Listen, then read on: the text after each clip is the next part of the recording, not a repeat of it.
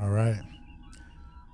Welcome back to another episode of Men on Trek. This is Admiral Red Shirt back again with his two captains, Captains Daystrom and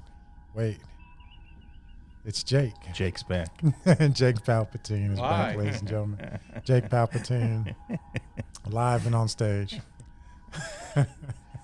What's up, guys? Welcome back to Men on Trek Season 4, Episode 2. Tonight, Tholian Web.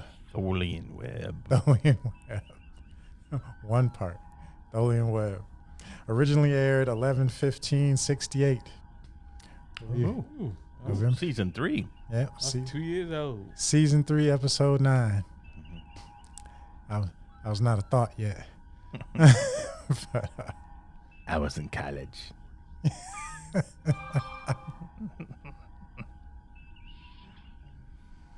So, Tholian Web, gentlemen. Favorite? Not a favorite? Jake's here for a reason. I don't think it's on any of our top 10 for sure. I don't know. It made our auxiliary list, though, right? No, it made our prime list when we first mapping it out. Yeah. I wonder why. It might have been an entry of mine. I thought Tholian Web was a very interesting concept. Yeah. There's a lot going on. You know, the Tholians themselves, and then what's going on with the Defiant, and then the interpersonal relationship. So, yeah, I mean, there's a lot more to it than I remembered that there was. Mm-hmm. And did the Tholians ever make another appearance? No. They talk about them a lot. In later, I think even in Next Gen, they're still kind of a threat, quote unquote. I think, but you never see them again. They're not necessarily considered a threat. They're considered another competitor. Yeah.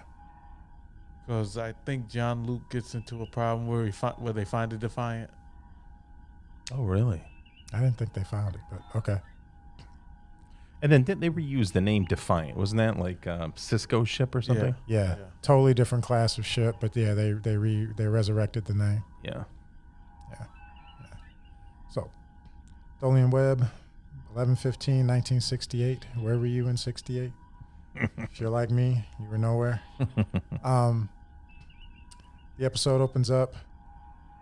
The Enterprise is already moving into an area of space, not responding to a distress signal. But still a second ship. Spock, the episode opens up and Spock tells Kirk he's getting some unusual readings, and Kirk goes, "What do you mean?" And Spock says, "Well, it seems like space itself is breaking up." He says that's the only way he can describe it. It doesn't make sense. So of course they push in and investigate. I think they are there though, because the Defiant, I think there's part of the captain's log in the very beginning of the episode says that they're there searching for the Defiant that's been missing for 3 weeks. Did you hear that? I might have missed it. Yeah, okay. I must have missed that as well. Yeah. Jotting down episodes. Okay. Yeah. So not a distress call, but last known position. Search. That's right. Okay. And almost immediately they move into the area. And I think before they even see anything, Scotty calls up and reports a drop in power. Right. He says not a huge drop in power, but nothing he wants to see continued, and he's got his eye on it. What I didn't remember about this, so this is Scotty's got a lot going on in this episode. Yes, this is a does. Scotty episode.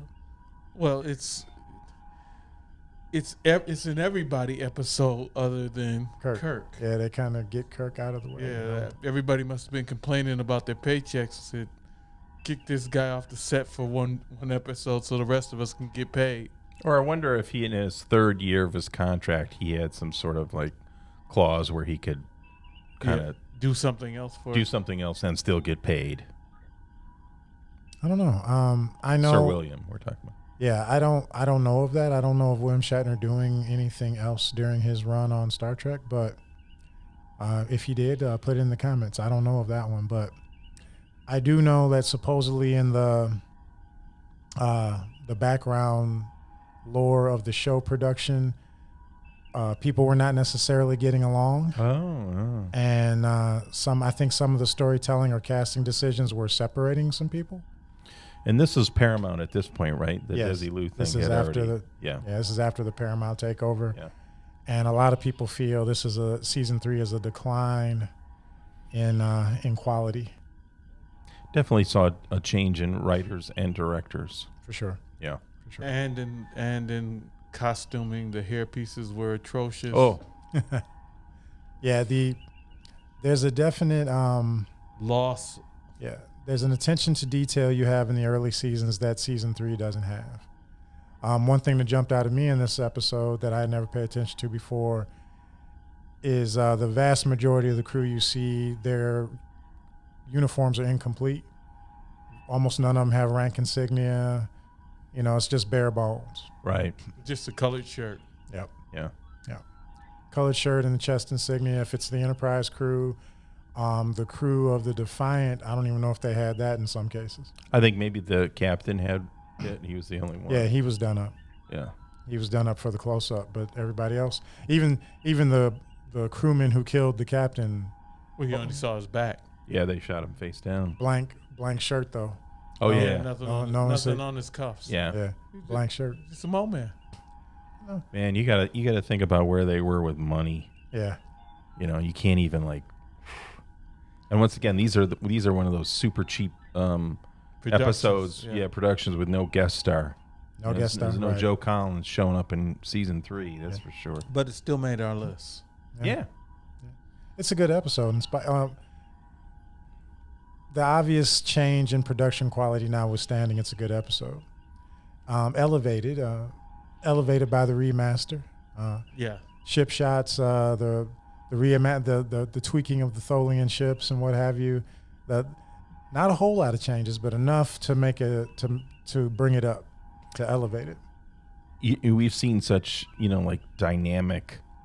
The Paramount in-house special effects team had done some especially with Doomsday Machine, where you would see the little asteroid come and hit the constellation and break up here. With the Defiant, it just looked like to me that somebody was just jockeying the chroma key up and down. They didn't change all that. they did, That's all I'm saying. Yeah, all they did was enhance the glow a bit, Right. deepen the green. That's all they did. Daystrom's right. They left it like it was. They just tweaked the phase effect, but they did give you some nice close-ups of the Defiant that were upgraded. Yeah. They did that. And to your point, no guest star. Obviously, just reusing the Enterprise sets to portray a different ship. Dropping some extras on the floor. Mm-hmm. Very basic. On the bulkhead. Yeah. On the table. On the table. Yeah, another thing they saved on is that I don't believe that there wasn't any dialogue necessary from the entire Defiant crew, and you didn't even hear a log entry or anything. Nope, you didn't get the Nope. you didn't get the obligatory Captain's log. Yeah, because that would have been a guest star. Yeah, You don't get that captain. You don't get that actor who portrayed the captain in death. They did it on the cheap. You don't get Kirk pulling up the obligatory captain's log about what's happening to my crew. Well, I think the other thing too is that we were going to be attracted to episodes that a starship is lost. Yeah, I mean, it's you can't walk away from that opportunity. Yeah, Just because I think it just reinforces what Kirk and his crew and the Enterprise were able to survive when you see ship after ship after ship going down. So Right. yeah. And I think that to Daystrom's point, that's one of the reasons we settled on Tholian Web for this week, because it's an episode where starship's lost. It's documented. 400 and what? 19? Crew. Yeah. what was that terrible movie about? It's kind of a horror flick. It was a ship. Event Horizon. Event Horizon. Yeah. This is kind of that Event Horizon kind of insanity kind of a thing. Yeah, it's got that vibe. Yeah. It's got that. People don't hate Event Horizon though. Event Horizon's got a pretty deep cult following. They decided after the fact that that was a good movie. I don't know if Event Horizon was done by George R.R. Martin or somebody did something he did a show similar. He has a book similar to that. I think Event Horizon might be one of his. Really? I don't think so. I know we don't do. He's got a science fiction. Are you talking about Night Flyers? Night Flyers. Yeah. I think Event Horizon is a ripoff of Night Flyers. I don't know. I don't know which came first. But I it's know the whole space. Event Horizon is older than Night Flyers. It's in this terms whole of production. alternate dimensions causes insanity in the human brain, and we saw a little bit in that where no man goes before. What was it? Gary Mitchell. Where no man goes. Where no man goes before. In other words, once you get out of the barrier of the universe of the galaxy, something starts to change. That never goes old. It never grows old. But that's the expansion of the human mind, and if the psyche is not solidified or ready, forced evolution of spice. Yeah, how much bad bleeds out because there's no more restraint. Well, that's the thing. It doesn't just grow unilaterally in its exponential growth. The good grows and the bad grows at the same time. Right.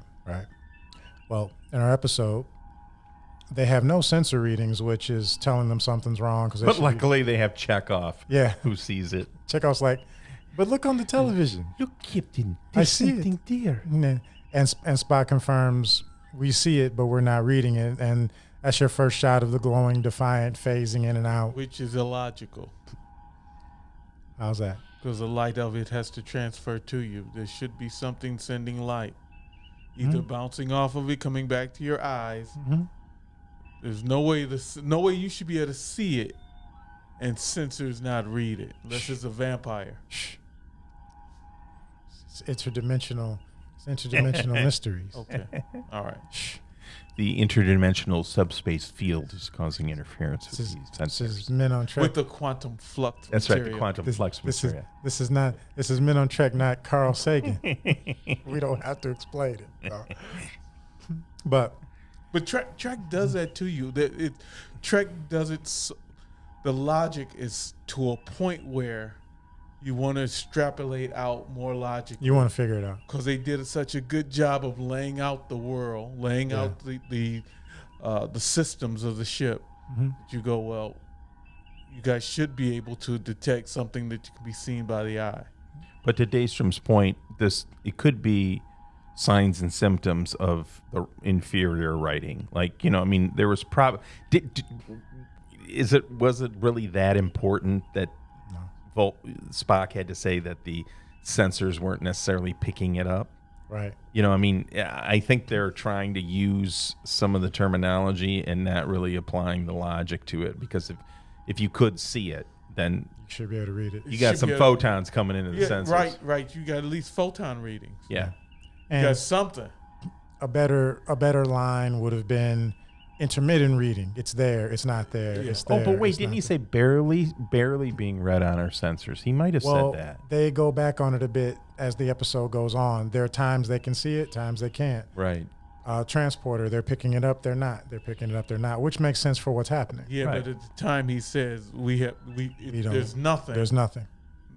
That doesn't jive with the rest of the episode. Yeah. And the things that were going on. If there's nothing, you shouldn't be able to transport anybody over there, let alone transport anybody back. Yeah, you tell for a short episode. You tell Crewman Red that I'm beaming onto something that's not there. Yeah, I'm beaming you to a ship that we can't read. No, I pass. No, you can't pass. I pass. You're that's your JOB. I pass. You're on duty. No, better in a live brig than a questionable. Me live brig. I'm a captain of a starship. I'll space you. That's what you're doing. I'm rolling roulette. It's like you might be in a transport buffer. We might be able to bring you back. Maybe, but I think I'll stay here. I'm gonna let you do that. You let me know how that goes. I'm here for you, Captain, when you get back. But they pull to the Defiant, the intermittent reading. You get you get some nice shots of the Defiant, some nice remastered shots of the Defiant, green and all, green for St. Patty's Day. And I think Kirk says, "Get me within transporter range of the phasing in and out, glowing green, apparently dead starship." Yeah. And Sulu gets him there, just inside of transporter range. just inside. And he says, "Hold there." Yeah, but that should be huge, man. You talking about transporting down to a planet? The distance should be. Be huge. Yeah. That's thousands of kilometers away. Mm-hmm. You know, which you would think it was safe, but as they find out. So, and we've talked about this before, but Kirk grabs Spock, tells McCoy to meet him in the transporter room, and grabs Chekhov, and they head to beam over to this ship. They do take the precaution of putting on full, space suits, atmospheric suits. But as we always talked about, the captain would never. Yeah, you wouldn't leave the ship until it's secure. Well, no. Well, I mean, Chekhov is a bigger mystery to me than anything. But I think you guys, we'd brought this up on a previous episode of Men on Trek, where Chekhov is there as an ensign for experience. Yes. Like, I can buy that. Yeah. But the utility of him, Well, it's a perfect mission for young Ensign Chekhov. You take Chekhov, random medic number 3, engineering dude number 4, and somebody from the science department that we've never heard of, and you send them over to the ship. Right. Isn't that called lower decks? Isn't that yeah, that's what that is.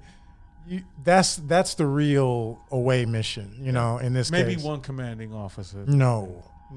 I mean, not senior. Pull Bulma out of the brig? Ensign. Not senior commanding officer. No, Ensign. You send Ensign Chekhov. Oh, he's in charge. Right. Chekhov's in charge. He's got Chekhov in charge. No. He's got a little bit of engineering background. He's got the other people backing him up. And if things go really sideways, like, the ship isn't there, you haven't lost the first, second, and third in command. That's absolutely correct. Yeah. Those dudes, those guys should not be beaming off the ship until a squad of red shirts have gone down there and declared everything safe. Yeah. Probably one of the only things on Next Gen that I think all three of us make sense on. We agree on. Makes sense. When Riker told Picard, You're not going. You don't leave. You're not beaming down. You're not going anywhere. Yeah. So they beam over to the ship, and of course they beam onto the bridge, and immediately, middle of the bridge, right at the captain's chair, the captain is down, and there's a dead crewman on top of him, and it looks like there's been a murder. Several murders, in fact. First thought is mutiny. And that was Chekhov's thought. That was Chekhov's thought. Because he asked the question, has there ever been a mutiny on a Federation starship? And McCoy scans the captain. He says his neck was broke. Yeah. And I'm just thinking, like... That's some serious twisting. Yeah, or the Defiance captain was like a punk. Yeah. Like most captains should be, Tracy. Who's going to... I don't know. I don't know how he get his neck broke, except... it only looked like there was one guy. Yeah, it's just dramatization. Yeah. Oh, this is a bad struggle. Yeah. His neck is broke. Yeah. Because as they go through the ship, one, of course, budget. You're not going to show gratuitous bodies all over the place. In my head, well, they did show gratuitous bodies. They just no blood with them. Well, some cases, Some cases there was blood. There was blood on the captain and the crewman that killed him. Bodies all over the place. But what I was thinking is, like, in my head, they call it head canon. If somebody got the phasers out, there could be a lot of bodies missing. Oh yeah, could be a lot of missing bodies. Yeah, could just be. I'm surprised there was no engineering pipes on the floor. The con pipe. Yeah. I'm surprised there was no engineering pipes on the floor, man. we gonna tussle. I'm gonna pick up something that can beat Khan down. I'm gonna go with you. There were a few phasers on the ground, and I'm thinking, well, that's why there's not so many bodies. In Captain Palpatine's Mirror universe, instead of having a dagger on your belt, you got a con pipe. You get a con pipe. Con pipe and an dagger. For the bully boys. For the bully boys. So Chekhov makes the statement, has there ever been, or the question. Has there ever been? No, not in Federation history. And McCoy makes the point that his neck is broken. They're like, what's going on? All right. So And- Kirk divides them up. Yeah, Kirk sends McCoy to medical, sends Chekhov to check engineering and life support by himself while he and Spock investigate the bridge. And I was kind of looking for the obligatory captain's log read right around there, but they don't do it. Well, it was interesting because Kirk communicates back to the Enterprise and he goes, "Get my bully boy squad on deck." Just in case, yeah. Full security detail. Yeah, because somebody said, well, the mutineers must still be on board, and then that's where Kirk ordered the bully boy alert. Yeah. And then Spock does an internal scan, and he goes, Ain't nobody here. "Ain't nobody here. Yeah. Nobody alive. Nobody." Yeah. Yeah. There's nobody living on the ship, so Kirk cancels the raiding party. But no, I mean, kudos to them because that is good writing. Yeah, you don't want to walk down the hall and have a whole bunch of dudes jumping out at you. No. Yeah, you don't want to flashback a Sulu in the hallway with a sword. I was like, wait a second. Let me get some dudes over here. So then they move our characters out through the ship, and that's what really jumped out at me is like incomplete uniforms, blank uniforms.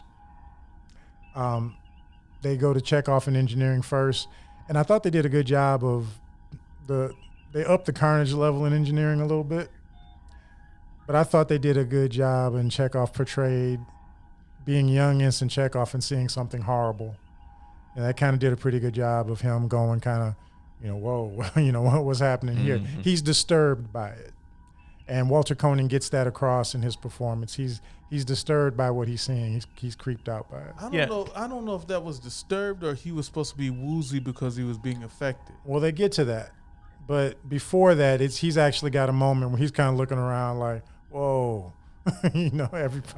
everybody's dead. Everybody's killed each other. Yeah, and I just want to qualify when I'm harsh on Chekhov's utilization in storytelling. I'm never being critical of Walter Koenig's performance. Like, I mean, I believe Chekhov was this Russian older kid, not even a young man. He was like an older kid, and the way that he kind of played the humor aspects of it, and the way that nobody does ag like he does. Yeah. Nobody does agony like he does. And then this is another episode where we get to strap him down and listen to him scream, So I just wanted to say that I'm never picking on Walter Koenig's performance. I think he does a great job. It's just I know we know that they were trying to sell him as like a sex symbol and things. Teenage attraction, yeah. So as much as we love Trek, we take for granted that there's forces applied in the background. Absolutely. Budget constraints, all these things that limit Production the story, changes, limits the storytelling. Mm-hmm. So you don't have the money to have a captain's log because you got to pay an actor. You don't have all the insignias on the uniform because then you got to pay the costume people. Yeah. So these things happen. Budget. So we overlook them. We're making point of it because this is what we do. But as long as it doesn't detract from the story itself, you roll with it. Oh, yeah. There's the scene where they're doing the memorial. When I was looking at who was sitting in there, it looks like they went to the Paramount cafeteria and just grabbed 10 or 15 people that just it just grabbed them and showed up. Some of those are reoccurring faces from the episode, but yeah, I could barely see anybody that I recognized. I recognized the rather large red shirt in the back as the guy that dragged Chekhov off the bridge earlier, and we haven't gotten to that yet. Yep. But, so Chekhov's in engineering, and they do a good job of portraying everybody has taken each other out. I don't know how many times we can say the K word before we get unalived. Unalived, yes. Everybody has unalived each other. Yeah.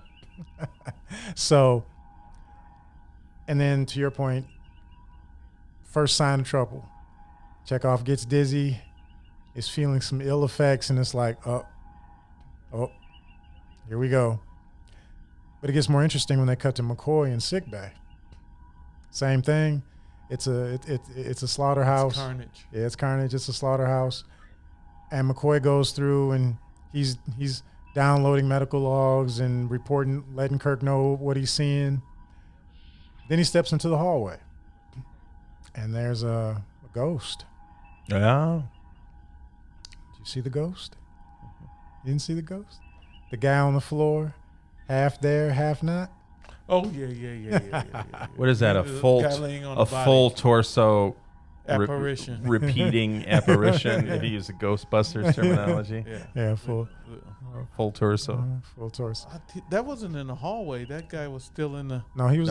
Because he came out of sick bay and the guy was laying face down in the hall. Or or maybe it was a different part of sick bay. It's a different part of sick bay because there was a table right there too. Yeah. So he steps into this next room. And there's a guy partially phased, and McCoy puts his hand through him. And I was thinking about it. They enhanced it a little bit, but they didn't really change that special effect. No. In 1968, some of the stuff they do in this episode probably was pretty hard. It was probably pretty challenging stuff. Even what they end up doing with Kirk. McCoy puts his hand through him. And what's funny is you would think McCoy would immediately make that call, but McCoy starts looking around. Then he finds the table that's out of phase. And then by now Kirk is calling him. No, he calls him. Yeah. And he says, something's going on. And Kirk's like, well, what's going on? And Kirk keeps asking him, and McCoy's doing the science thing. McCoy's in scientific mode. He's checking it out. He's trying to figure out what's happening. He's like, wait a second, Jim, I'm studying. And he puts his hand through the table, and then he's like, hey, this ship's phasing out. He probably thought he saw a giant rabbit again. Hold on, let me make sure. It's like, wait. Let me make sure, Jake, that I'm not hallucinating. Mm-hmm. Yeah, he's like, last time this happened, it was on me, so let me make sure I know what I'm talking about. But yeah, to me, it was portraying McCoy's character very well. Something clearly freaky, potentially dangerous, but what is this? I think I'd have been out. It's like, oh wait, he's kind of not there. I'm going back upstairs. Yeah, I don't want to meet Gozada Gozarian. No, because I'm not a guy. Time to pray, Captain. Pray to me. But so then Kirk goes, let's get the hell out of here. That's the next available thing, guys. Guys are phasing through the floor. Okay, time to leave. Absolutely. And again, we had some criticisms. This is good writing, because in other shows, let's keep looking around. Let's bring more people over. Yeah. Let's bring more people over. We found a dead body. Well, let's go deeper into the cave. Yeah. Hold on. All stop. We found an unalive body. We ought to be thinking about getting out of here. Right. It's red alert. So, no, I'm just gonna keep going deeper. That makes no sense. Yeah. So kudos to the writing. Not let's go in the basement. Not send over more guys. Right. It's what? Phasing? As in not existing? We're out. They get back to the Enterprise and they record and witness no, they don't. Get ahead of myself. They go to transport. And the power drain has caught up to them. Well, what happens is Scotty calls down there and says, what's going on? And it was Transporter Chief O'Neill was like, I'm having some problems with my stuff. So Scotty heads down there. And then I'm thinking everything's going to be okay. Well, he left Sulu in charge of the bridge and said, I'm going down to engineering because this dude's not smart enough to figure it out. Yeah. And Kirk's like, prepare to beam us over. And Scotty's like, not all of you. Not all of you. And like the shake machine at the restaurant that you don't like, the transporter's not working again. Mm-hmm. But so yeah, Scotty gets down there and they basically explain that the targeting system is messed up and power fluctuations have made it where they cannot use maximum transporter power and only maybe 3 of the targeting sensors are working. Now it's written this way. Kirk is noble. He's staying as the last man on the ship and sending his crew first. Look at it another way. The transporter's in flux. He wants to see if they make it. That's what I was thinking too. Especially when Spock's like, hey, listen, maybe I'm the guy that should stay. And I thought Kirk was going to be like, no, you three go. We'll see what happens. No, you first. You first. I'm concerned about your well-being.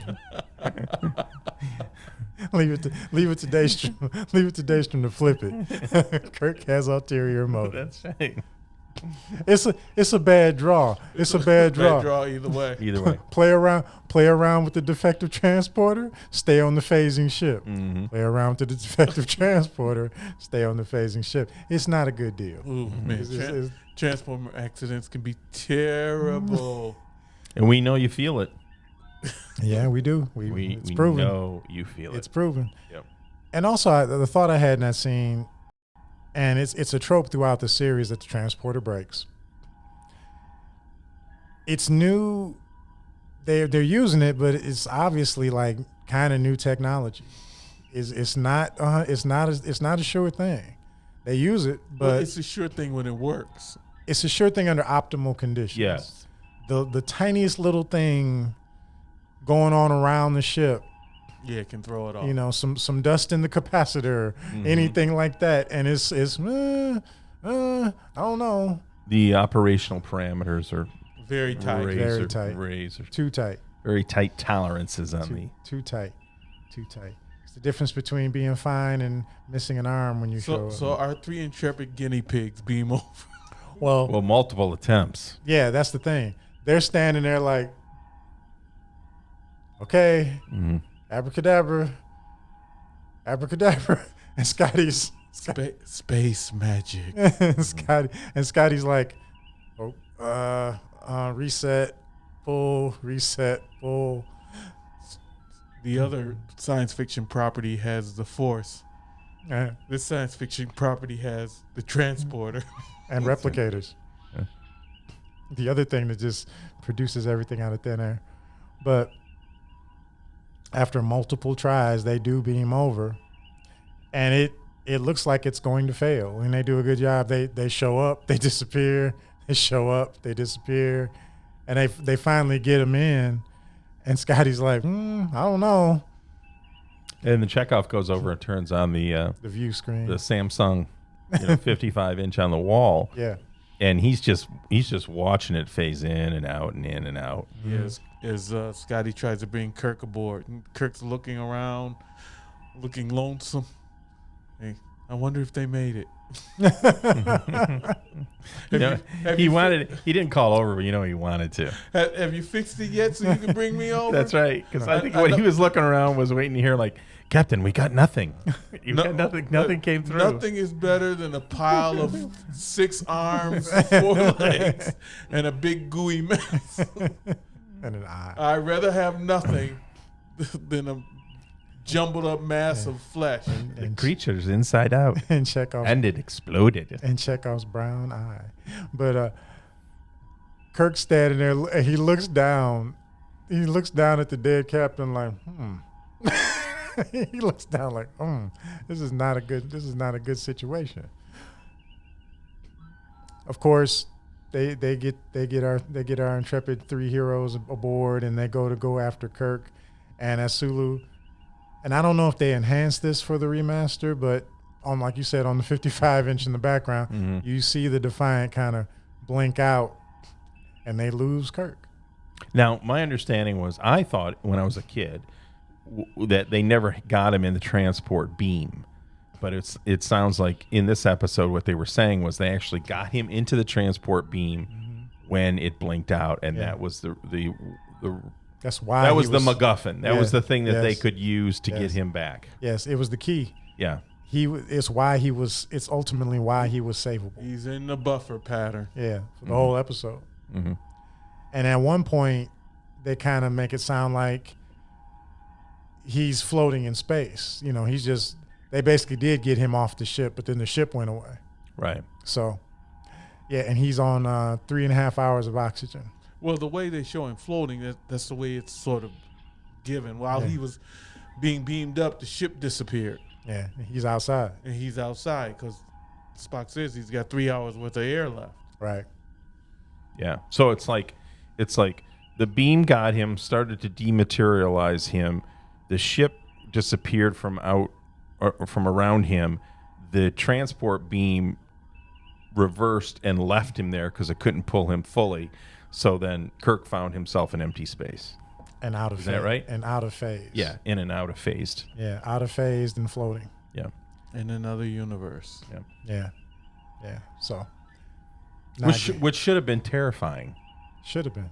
At the end of the episode, he's just like, yeah, it's bad. I was there by myself. I was thinking about this very thing. If you were there, and the only death you got left is to asphyxiate. I know I'm not pronouncing it right. Asphyxiate. Yeah. Asphyxiate. Suffocate. Right. Open your suit. Yes. Just get it over with. Just get it over with. I'll consider that at 3 hours and 18 minutes. Well, yeah, but you know. Yeah, I don't know how long you hold it together, though. Yeah, that's the point. You know what I'm saying? You know, you're thinking, well, I got my boy Scotty over there, and I got Spock working on it, and it's like, you know, I can probably remain calm for like 30 minutes. But I think when you're an hour and a half into it, you start to.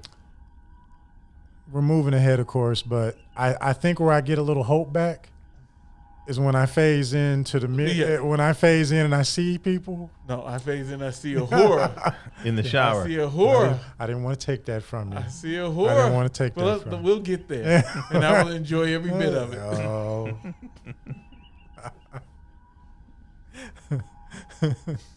Another lost episode because you two.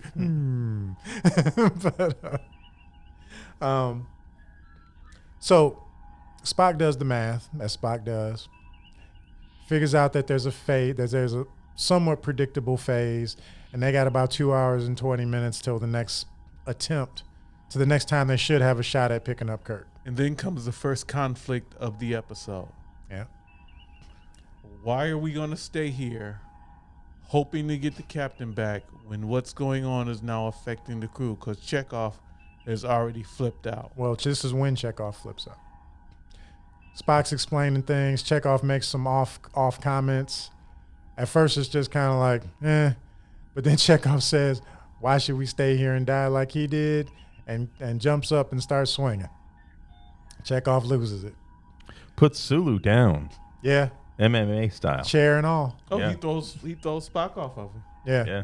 Which, Well, Really? adrenaline. yeah. One time, maybe. One time. Spock got caught off guard. Yeah. And then Spock, they're trying to restrain Chekhov, and Spock grabs Chekhov's face, and they do this forced perspective camera angle back at Spock, holding onto your face. The fisheye. Yeah, the Chekhov. fisheye. Yeah. Chekhov. Yeah. And when he couldn't get through to him, Nighty-night. the pinch. Yeah. Nighty-night. Go to sleep, boy. But like I said, And you could see the glue on that wig. Oh. When his head was forward, there was a big rubber band of glue. Yeah, the bobby on back of pin, it. the bobby pins or Yeah, whatever. oh yeah. Yeah. Yeah. It's But- amazing. I don't know if the high def is doing it or It is. or we're paying more attention now. Did you have any idea that George Takei had acne scars? I never no, knew that. I didn't know he was his face was his Oh pot. yeah, in 4K. Wow. Yeah. You know, Yeah. don't get me wrong, still a very handsome man, but as far as like skin integrity, Yeah, the 4K who knew? exposes I didn't know. The 4K and the bigger screen TV exposes a lot that just goes right by you when you're a kid watching it on a 17 Yeah, 16-inch black and white. Black and white. Yes, yeah, or whatever. Was it black and white? Yeah, the one we had in the bedroom was black and white. I had color. He was rich.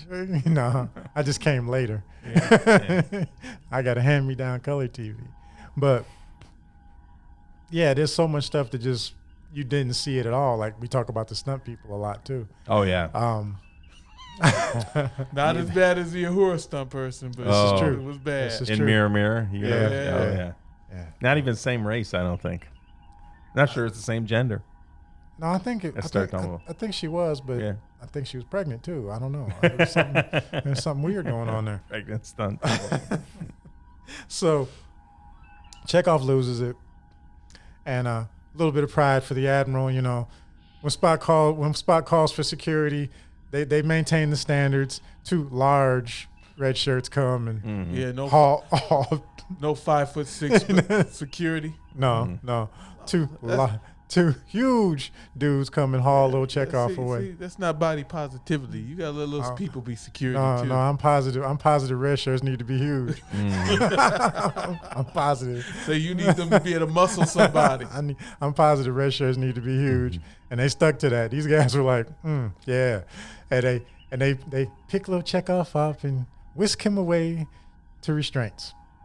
But like I said, this is the real conflict in the episode. Right. Is because why are we staying here? Spock is hell-bent in trying to rescue the captain. Spock, and it's an underlying thing of it. It becomes the crux of it throughout the episode. This becomes a McCoy Spock episode. Yes, it does. And a good one, though. Very good. But Spock becomes captain and he's giving orders. But are the orders logical? And as we move forward, it's like, is this Spock doing what Spock thinks logic dictates, or is Spock low key being emotional? That's interesting, because when I evaluated Spock from a command standpoint, I had no issue with what he was doing. McCoy, I felt, was like, it's almost like he was infected very early and he was maintaining. Yeah. But his angst, his irritation and everything. Yeah, it seemed a little high. It seemed high. And, we'll go through it. But, I mean, Spock makes some choices as a command things. And I'm like, well, what else are you going to do in that situation? That's what's awesome for me about this episode. When you key in on that, there's two ways to look at it. And it's like, as the episode goes on, who's right? Who's actually... Well, as Captain Daystrom once taught me years ago, as we were foundlings, somewhere in a field somewhere, he said, Ensign Palpatine, do you know the golden rule? And I said, do unto others as they do unto you? No. He who has the gold makes the rules. So was Spock right? Yeah, he was in command. And at one point he says, I am in command. Beyond having the authority, he was right. Issues came about that caused the situation to be prolonged. Right. And that was because of Tholian. Spock did the calculations. Right. And if we stay put within 2 hours, which is within the time frame of the EV suit, Captain's life support. Captain's life support, we should be able to get him back. And then we can buggy out with all our people. But I was thinking about this, was I being too hard on McCoy, because it is within his character, because in the immunity syndrome, yes, as soon as they get close to that, he goes, why the hell are we hanging out? He goes, let's get the hell out of here. So he is, when it comes to cutting and running, McCoy's first in line. McCoy is supremely pragmatic when it comes to wait, we can die? Yeah. This is death. It's not about him dying. No. It's about the crew. He's the consummate doctor. He's like, wait. I'm about to lose patience. Do no harm. Yeah. I'm about to lose patience. Do no harm. Do no harm. I'm about to lose. If you can't guarantee that what we're going to do is going to be positive for everybody, Right. Let's boogie out. Right. Do we got to stay here and have people? So we could have backed out and left you in the shuttle spot and piggybacked the transporter off the shuttle. Yeah.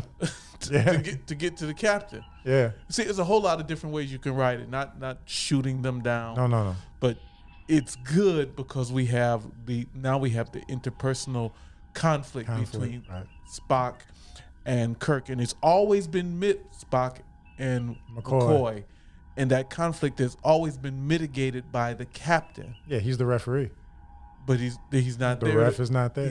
The ref is not there, so and blows might be thrown. And this episode proves he's the ref. Yeah. And I thought that was very well done. But hold those thoughts, gentlemen. The debate is on the table. Mm-hmm. The Tholians show up. Throw a monkey wrench into Spock's well-oiled plan. As soon as one of the things that he explains to McCoy in excruciating detail, which sets the stage for when the Tholians show up. It's nothing. Because Spock says cannot we move. cannot flush a toilet. Okay, we cannot turn on a microwave. We can't order DoorDash. We gotta sit here because anything we do is gonna mess with you this gotta hold- interspace phasing. You got to hold your bowel. That's right. Hey, nothing can happen for the next 2 hours and 24 minutes. Nothing at all. Hit the jump for joy. It's bank 3. Gonna crack my knuckles and jump for joy. I got a clean bill of health from Dr. McCoy. We can't move. Cannot move. If we want to save the captain.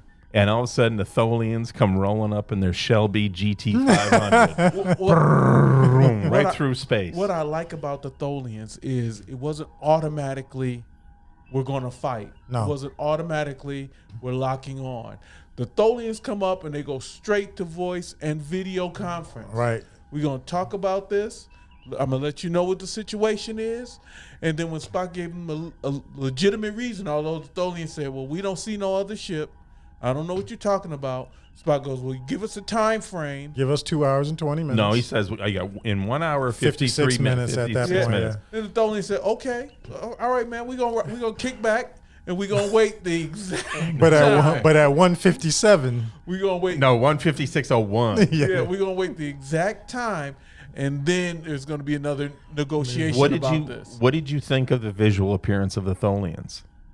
They didn't change it. They Yeah, just they look- enhanced I it. love the Tholians. And it looks good. Yeah, Because they- they're true alien. They look like they're based on a crystal Yes, structure. Yes. They look like they're made Crystalline. from crystals, and their environment looks like that. It's like, hot. Like as hell. Like it's hot. Oh yeah, yeah. It looks like it's really hot. Yeah, it is. Yeah, it is. Like that's like walking around on Mercury or Yeah, something. yeah. They're Venus. They're like a Venus type pressure atmosphere. Yeah, So, but yeah, The voice was kind of like it was a little alienish. It would have been nice if they, it was like, oh, we're gonna give you, we'll give you about 15 I almost- minutes. We're gonna light it up. I was trying to figure out if they left the voice the way it was or they enhanced it. I think they left the They voice left the the way it voice was. the way it was. But for a second, I almost thought they were trying to make the Tholian captain female.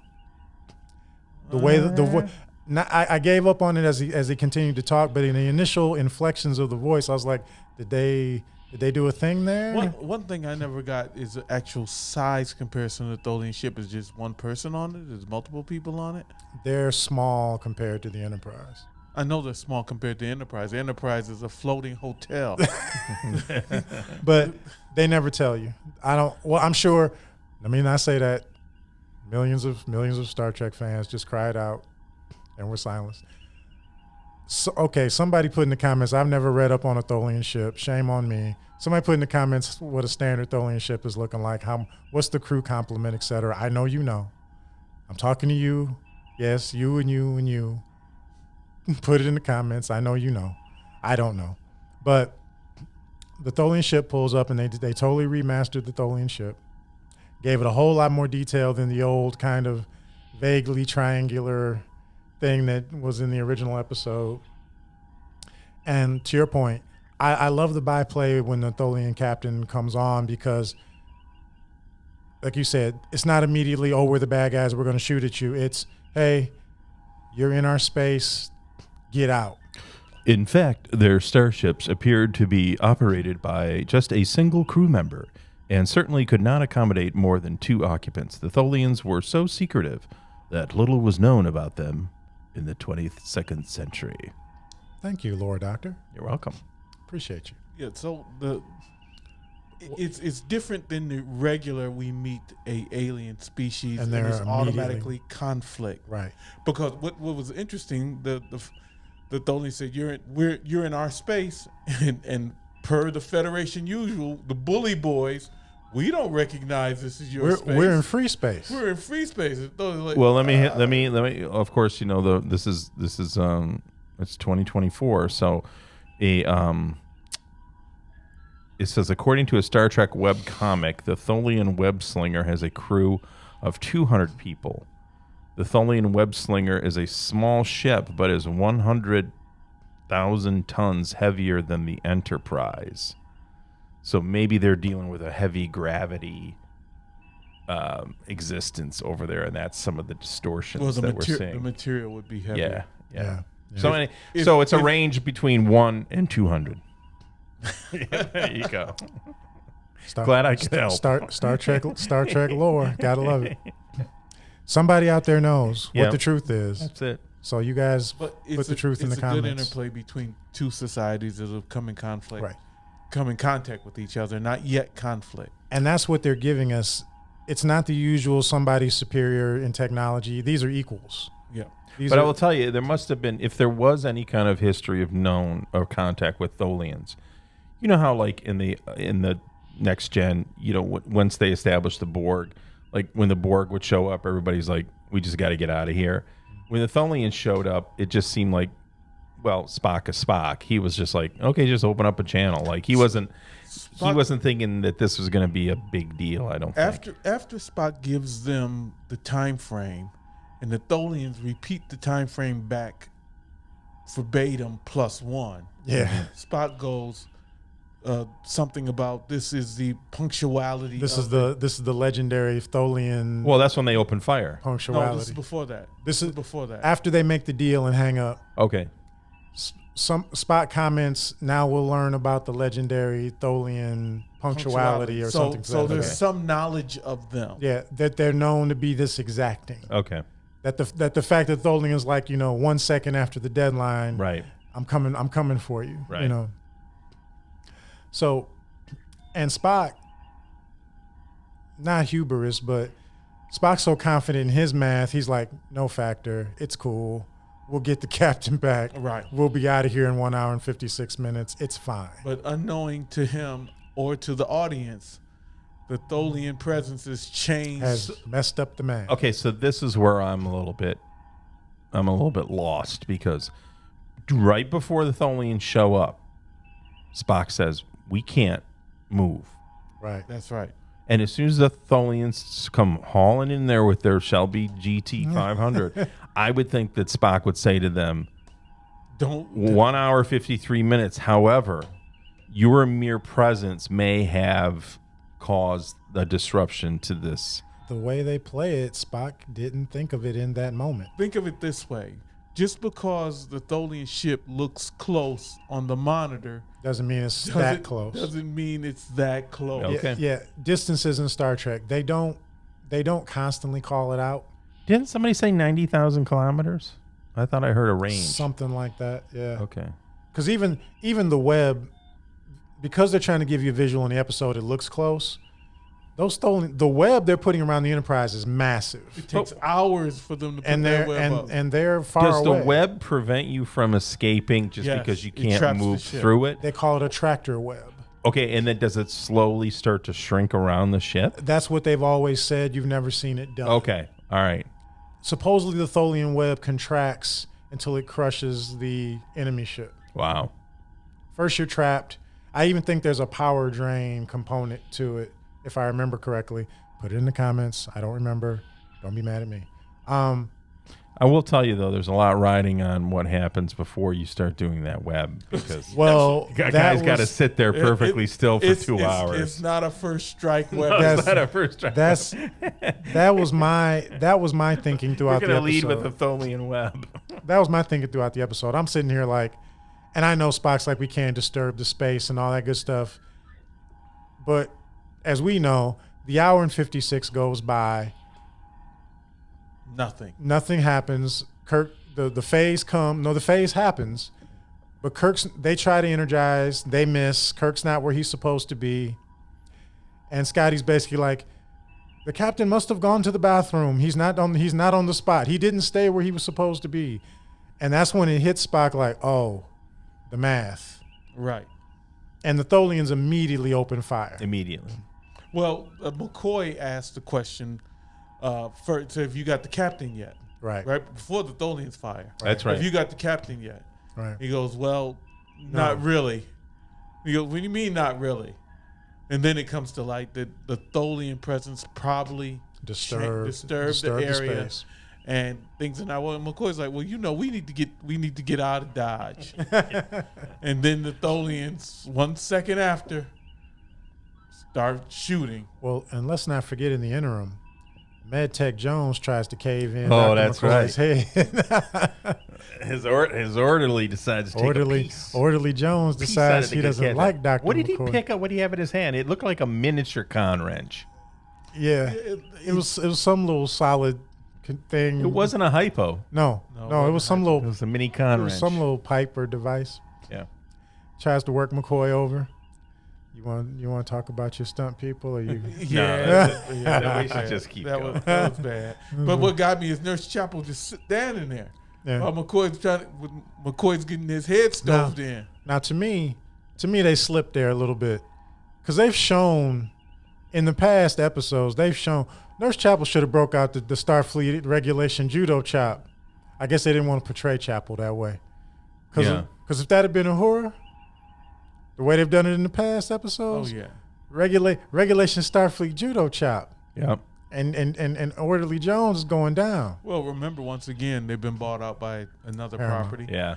And they're in control of what the actors do or don't do. But after Nurse Chapel gets over her initial shock, She jumps in with the hypo. she comes up with the good drugs, and Orderly takes a nap. So all good. Probably nap for the whole episode. You never see him again. And that's where they're starting to. What does he call it? Does he call it Thanagrin or something? The Klingon nerve agent that he thinks might be the antidote for the space madness. They're talking through different drugs. I don't know if he mentioned the Theragram at that point. Theragram, yeah. Yeah, the Theragram. So what this brought me back to was in Where No Man has gone before, when they talk about space madness. Space madness. And that was a big part of Where No Man has gone before, that ships have run into it. Yeah. And now that space is broken down and individuals who were used to it are having mental breakdowns because their mind is being affected by the loss of substance in space that supposedly has no. No, McCoy said substance. it was directly He said the fluctuations were directly affecting Fluctuations of what? You got to have substance for fluctuation. their central nervous. You don't have sound in space. There's no atoms to move enough to. There was central nervous systems were affected by the plot what? by the plot device. Dark There we matter. go.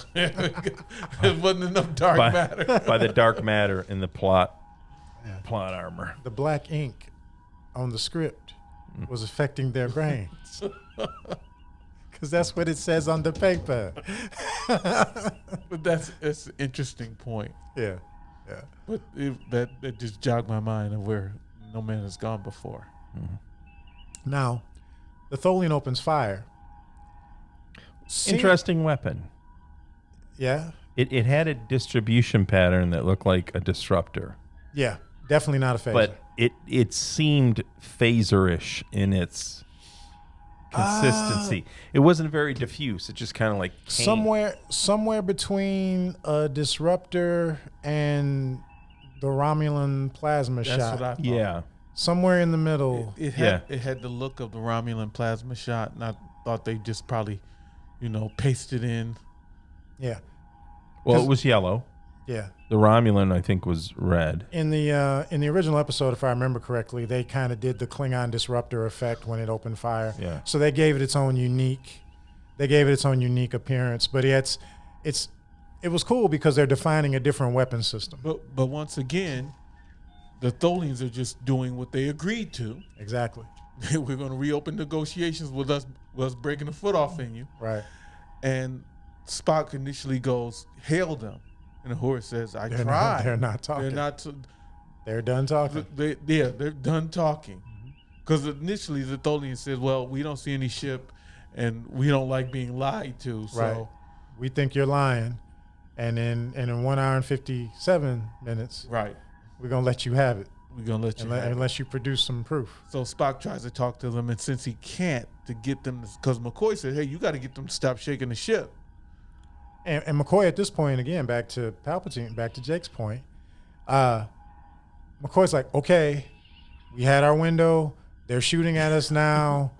Guys are losing their marbles on the ship.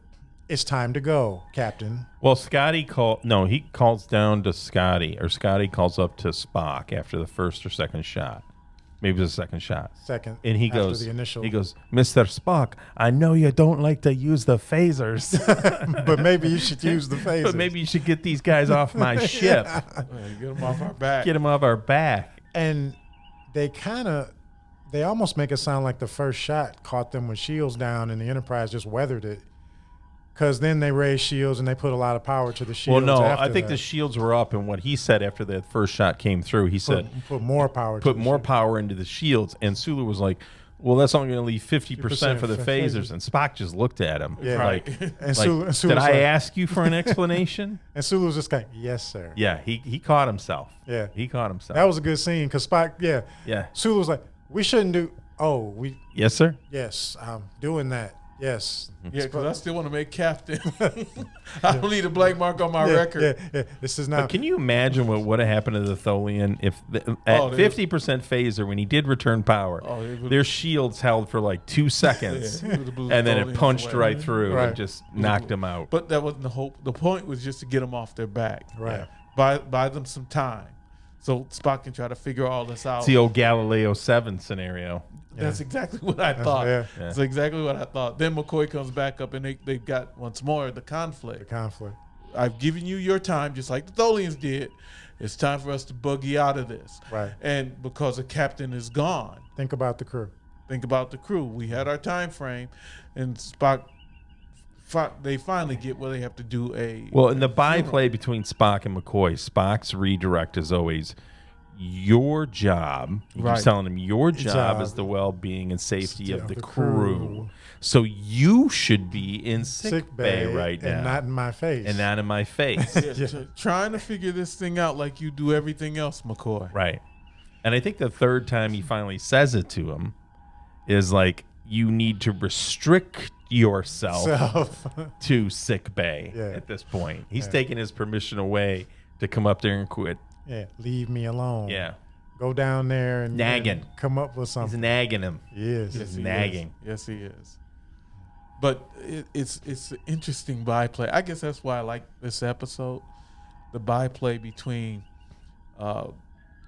two lead characters that we love, but they're now in a conflict because of the opposing points of view, and neither one of them are wrong. Yeah. And McCoy. There is no real villain here. Ah, man, I just think McCoy No, and McCoy's going hard. The jabs at Too Spock. hard. Oh yeah, The jabs at Spock, his leadership, questioning his leadership, and kind of saying you're not really the captain, is yeah, but Well, when we they're get to the- hard, but it's not. He's not the villain. Yeah, come No, on. he's Well, no, I'm gonna push back on that a little bit because he's the antagonist to Spock's protagonist in this film. But he's not the villain.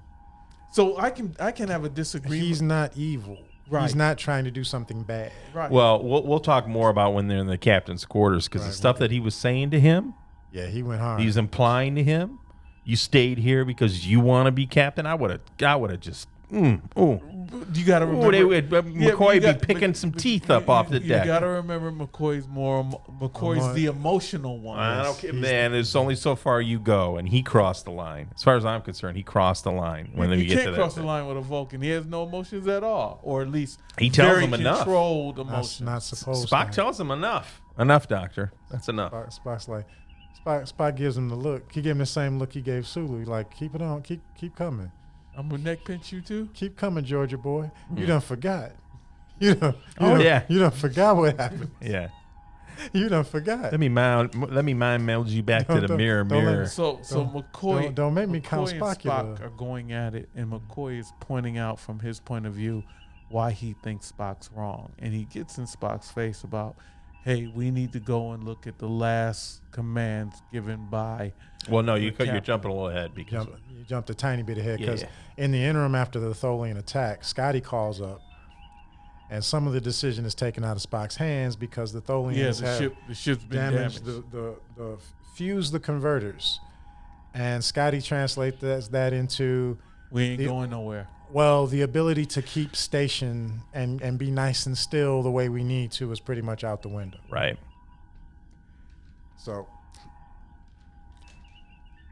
So now we cut to The funeral. the Tholians start their web. Yes, the Tholians start the web. And Uhura questions what is that? Yeah. And then Spock goes over to his science station, has Sulu's transfer all the scanning data to him, and he says there is no analog in Star. Yeah, we've never seen this before. Right, we've never seen this before. Right. And they never really explain it, but they do call it a tractor web later. And I just know outside of the episode, I know how it supposedly works. I think Spock says, let's run an analysis on those filaments. Yeah. Yeah. And they figure out that the bottom line, that once that web's complete, they're done. They're not going anywhere. Yeah. You know. Got to give another raise the stakes here. Yeah. Right. Yeah. Turn up the fire of the pot. Yeah. So now it's not just whether or not we can save the captain. Now it's if The we ship stay is to save the caught. captain, The ship is caught. it may be for nothing. Right. And then they have the very brief memorial service. Which Captain Daystrom was very happy to see a red shirt lose it during the ceremony and said, that's the way I want to be remembered. One of my crew members going, I love my captain. I don't think that was Captain Love. I think that was Space Madness. Avenge me. Close enough. Avenge me. Who doesn't want somebody to go crazy when they're at their funeral? And just, he was loved. I want an orderly procession. You're not gonna care. So then No, I Scotty won't. tells them attention, and then Scotty immediately goes to parade rest, which Oops. Jimmy Doohan should know better since she was in the military. But and then Scotty dismisses them, and then this is where McCoy rolls up on Spock and says, Final instructions. "Yeah, we need to go view a TikTok before we get back to work." Right, and Spock's all about the work. So look, dude, you need to go figure out what's going on with the space madness, and I got to go back to Space trying to figure out where the madness. captain is. And McCoy's not hearing it. No. And Spock simply says, "Look, if you think I'm being out of pocket, you think I'm being illogical, Relieve me of command. relieve me of command." So they go to Kirk's quarters, and this is where I think McCoy is just totally out of hand. He's like, "Why did you do it, Spock? Why did you do it? No, Why did you do it, Spock? Why did you do it?" Even in the hallway to get Spock to go to Kirk's quarters, though, He's jabbing a lot. McCoy comes on pretty strong. McCoy's coming off like Vulcan strength or not. I'm about to kick your behind. Yeah. He's coming up. He does post up like that. Yeah. McCoy's standing there like come and get it, Vulcan. Spock's probably I can break every bone in your body, leave you as a bag of bones. He's like, McCoy, I'll smoke you by accident. Sit down. But they get to the quarters, and to Jake's point, McCoy goes in. I mean, Hard. he accuses Spock of Everything. naked ambition. Yeah. Everything in the kitchen sink. This is where it gets to. He goes, "If you did all this to be in command of the Enterprise," and Spock goes, "I am in command of the Enterprise." And he goes, "I would like to remedy that." And it's well played because on the one hand, it's logical Spock going, why are you telling me I want what I already have?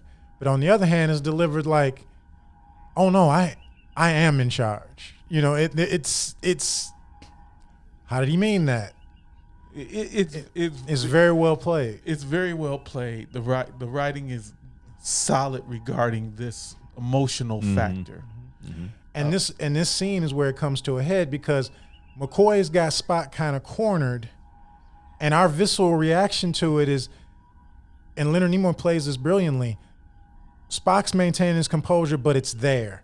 The emotion is there, and when McCoy goes, "Why did you stay?" Underneath it all, Spock's like, "'Cause that's my boy." Right. He doesn't say it. He doesn't say it. But that's what you feel. That's right. That's my friend. That's right. That's what you And feel. I'm not leaving my he, friend. He says it simply. The captain would have stayed. Yes. And he says, For any of us. Right. And he said something I like- had to know. But McCoy says something to him. He goes, "The captain would have stayed." And he goes, "So what do you?" Didn't he say something like, "So what do you?" So why are you doing it? Yeah. Why are you doing it? Because McCoy's you hitting ain't him. him. Right. No, McCoy's hitting him with his, aren't you Mr. Logical? Aren't you Mr. Non-emotional? Yeah, that's what I'm saying. Like We would have stayed. Why McCoy are is you- way out of line. McCoy's on him. He's punching him about his human side. He's punching him about ambition. he's hidden. And that's why I'm saying I think He's hidden. McCoy's infected because at that point, and Well, again, the writing is excellent because McCoy being his angsty self is there, but you're right. He's above. He is sliding. All the gloves are the off. gloves come off. He hasn't become physically violent, but man, he's laying into him. But here's what I'll tell you: even though we know we're hampered by a season 3 and cutting of budgets and not being able to have co-stars and all this other stuff, DeForest Kelley's performance in this reminds me of when I used to see Gary Oldman early in his career. Yeah. Like Gary Oldman played these villains. How many people should we send? Everyone. Like I didn't like McCoy in that moment. Yeah, he I didn't makes like you- him anymore. he I did makes not you like not the like way him, that yeah. he was coming at Spock. I didn't like it at And- all. And what I kind of got out of it was it's the stuff McCoy probably wouldn't Normally in his say, head, yeah. in his own head, he's like, I won't say that. I'll stop here. Right. But now maybe because of the All- influence of the condition, all the restraint he's is like, off. he's like, let me tell you what I think about you, you green-blooded. So, and what was it? Freudian theory is like the id, the ego, and the super ego, and like the super ego is supposed to control the id to a certain degree, or whatever it was. Whatever that control was for him, that Yeah, it's impulse gone. control, it's gone. He's just giving it to laying him. into him over and over and over again. Everything that comes to mind, whether it's factual or not. But what makes it interesting and why you can't just write it off as McCoy being affected is he's right. And Spock's not behaving Normally. normally Or as a Vulcan. or as a Vulcan either. Well, Spock's probably, and he is affected by the space as well. No. They give you a subtle. McCoy gives Spock a subtle little out. One thing McCoy figured out in his analysis is that Spock's probably immune, or at least way more resistant than another. That's just his bias about Vulcan, but we know we've seen the half human side of Spock have emotional outbreaks. It's there. No, what I mean is It's not the space. the spatial anomaly is not doing it. Yeah, it's the loss of his friend. This is Spock. Okay. This is Spock low key finagling his emotional reaction. Spock's doing what he wants to do. He's Right. having an emotional episode. Right. I agree with And that. he's trying to cloak it as, well, I'm captain and I'm doing what the captain should do. And it's like, no, not really. Yeah, Spock's like, we'll all burn before I leave my boy. Yeah. Underneath it I'll all, risk the I whole never questioned I'll that. risk the whole ship to get my boy back. Yeah. That's Yeah. that's what Yeah. I That's it. perceive. Yeah. yeah. That's it. Yeah, and it's really subtle, and that's what makes it so good. Spock's looking around like, I'll let all y'all die. I don't care how many people lose their mind. I don't care what happens. I'll have McCoy sedate everybody on the ship. We're not going nowhere That's Till right. we get Jim if back. there's a chance That's right. to get Jim Kirk back on this Yep. ship. Yep. We're not, and I'm doing the math, and the math says, I don't care what the math says. We staying here, and we getting Jim Kirk back. We gotta blow up Tholians. We gotta go. I'll kill Tholians. We gotta start a galactic war. Whatever it takes. I'm staying here. I'll rip this universe a new blankety blank. Yeah. And McCoy, affected or not, is like, wait a second. Yeah, it's not logical. It's not fitting your regular pattern. Right. So Wait a something second. there's some undertone that's causing Spock to do it, and McCoy's throwing everything at the kitchen sink To get it out of him. trying to find what it is. And the crazy thing is, the crazy thing is, if Spock had just broke down And told him. and said, "Yes, I want to rescue the captain," McCoy would have been like, "Fine, that's what I wanted to hear." No, he would say, that's not what a captain's supposed to do. Right. No, He might have said that. He would have said but it. He would have went along with it. he said, "No." McCoy would have basically been like, "Now that I broke you, you green-blooded Vulcan." See what this comes back to? It's that full circle of Yep. Wrath of Khan. The good of the many Outweigh. outweighs the good of the few or the one. Right. You know. But I think McCoy's character being what it was, if Spock had just if they had done an episode, if they had done a thing where Spock just broke down and went, "Yes, I want to save the captain," McCoy would have been like, "Well, now that I've broken you, now that I'm right, Let's save the captain. Well, McCoy says to him, he goes, if you don't get the captain, but you get this ship out of here, they're probably going to pin a medal on you. Right. What's so good about the writing of that day versus the writing of this day, and I know I've talked about it a lot, is that we don't need Spock to say it No, it's there. for us to have perceived it. Right. Mm-hmm. It's, Just he like we were delivers just it. joking, I'll burn the whole universe down.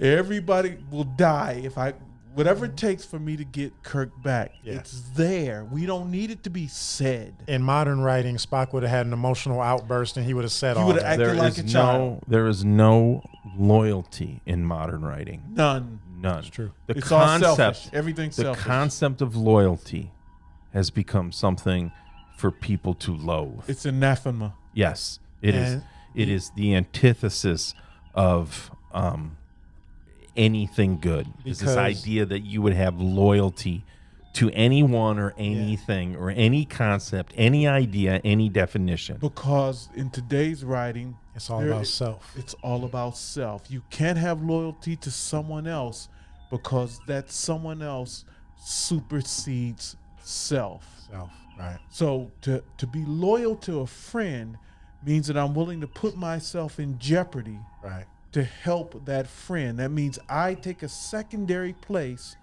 for my loyalty.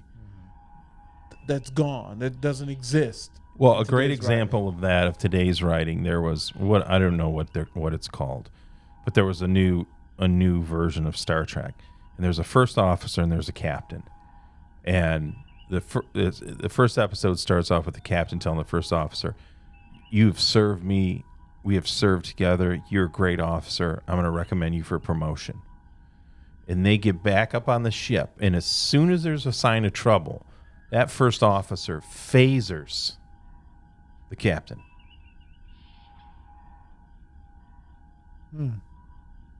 Because Oh. she's got a Vulcan mind meld that tells her that the Romulans are going to this, that, and the other stuff.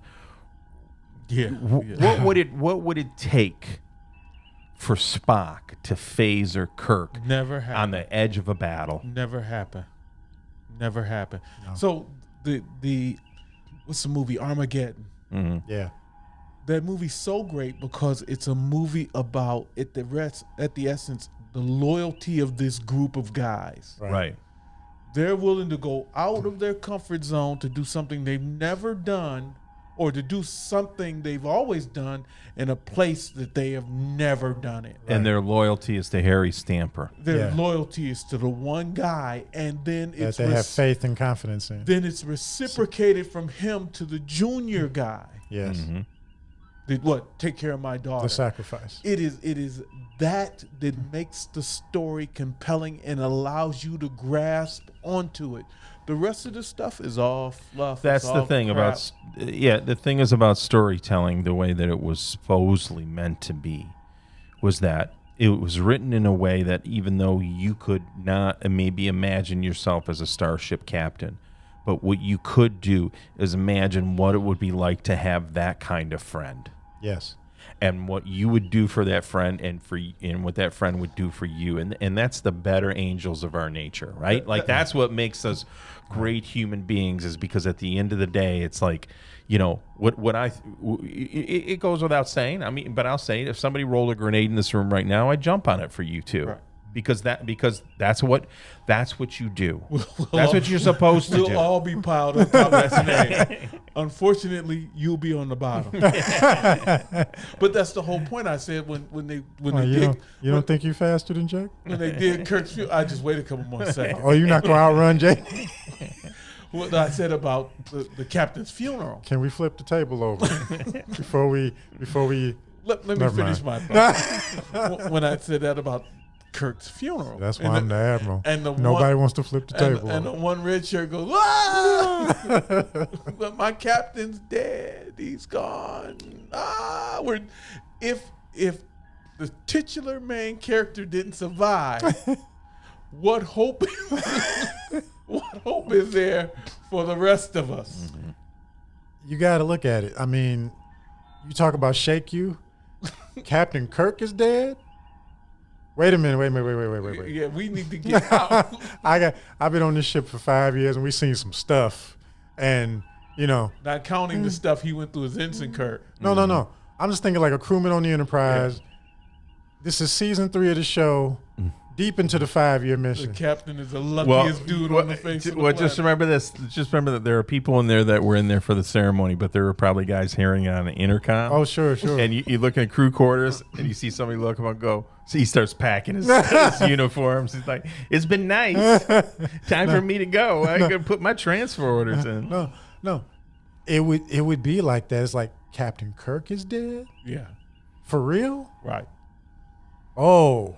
No. We're in some serious. No. We're in some serious crap. No. We are doomed. Right. This is not good. But it's the subtleness of the writing that you're allowed to infer so much from it, other than them telling you. Well, this is what's going. Spoiler alert. So I think it's in Generations where Kirk actually dies on screen. Yeah. And he's trying to save the ship, and he's down there, and then what was it? Is it the Nexus or something? Yeah, the Nexus. The Nexus ribbon hits the ship, and basically what happens is wipes out. Scotty shows up to the area where the damage has been done to the ship, and he's just looking at it, and there's nothing really there anymore. And Chekhov comes in behind him and he goes, "Was there anyone in here?" And Scotty just goes, "I." Like all he had to say was just like, "Yeah, there was somebody in here." Yeah. It was Kirk, It's so hard because you can't write that loyalty anymore. And what do we do? Because movies and televisions have become our way of, visually and orally transmitting culture. Right. What are we transmitting anymore? I don't know. To a degree, it stills the ideas that you want to aspire to. Right. But when everything you see is kind of like fluff. Well, worse than that. When everything you see, the main character, the character you aspire to be in most cases, is selfish, and worse, their selfishness ends up being a positive because they achieve the goal through their selfishness. Right. Like there's a show I just finished watching. I won't even name the show. The main character is portrayed as going rogue all the time. They even call the character out on it at one point in the show. But there's an underlying of, but I was right.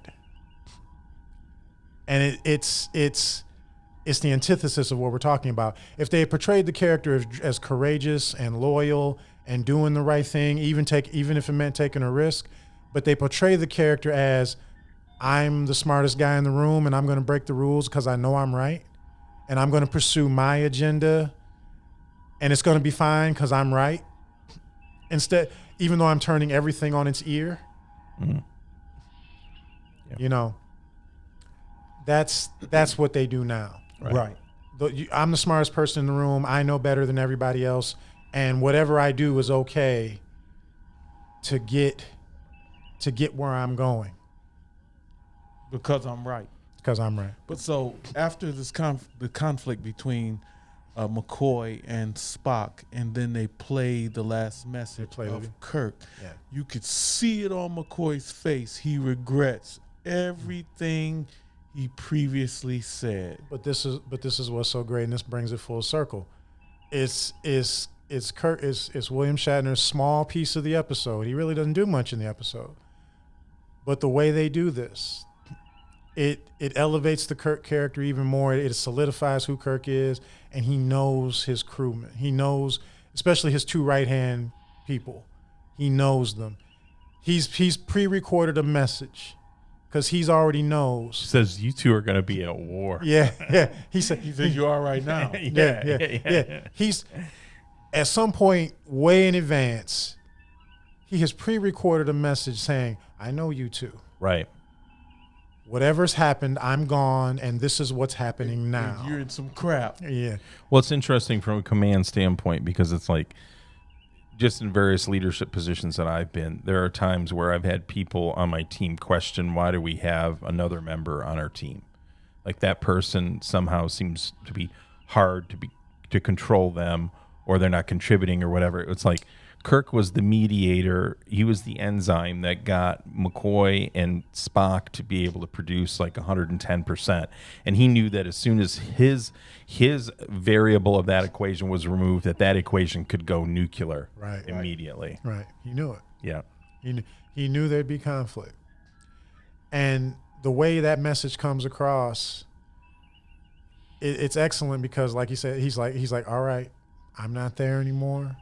Listen, Spock,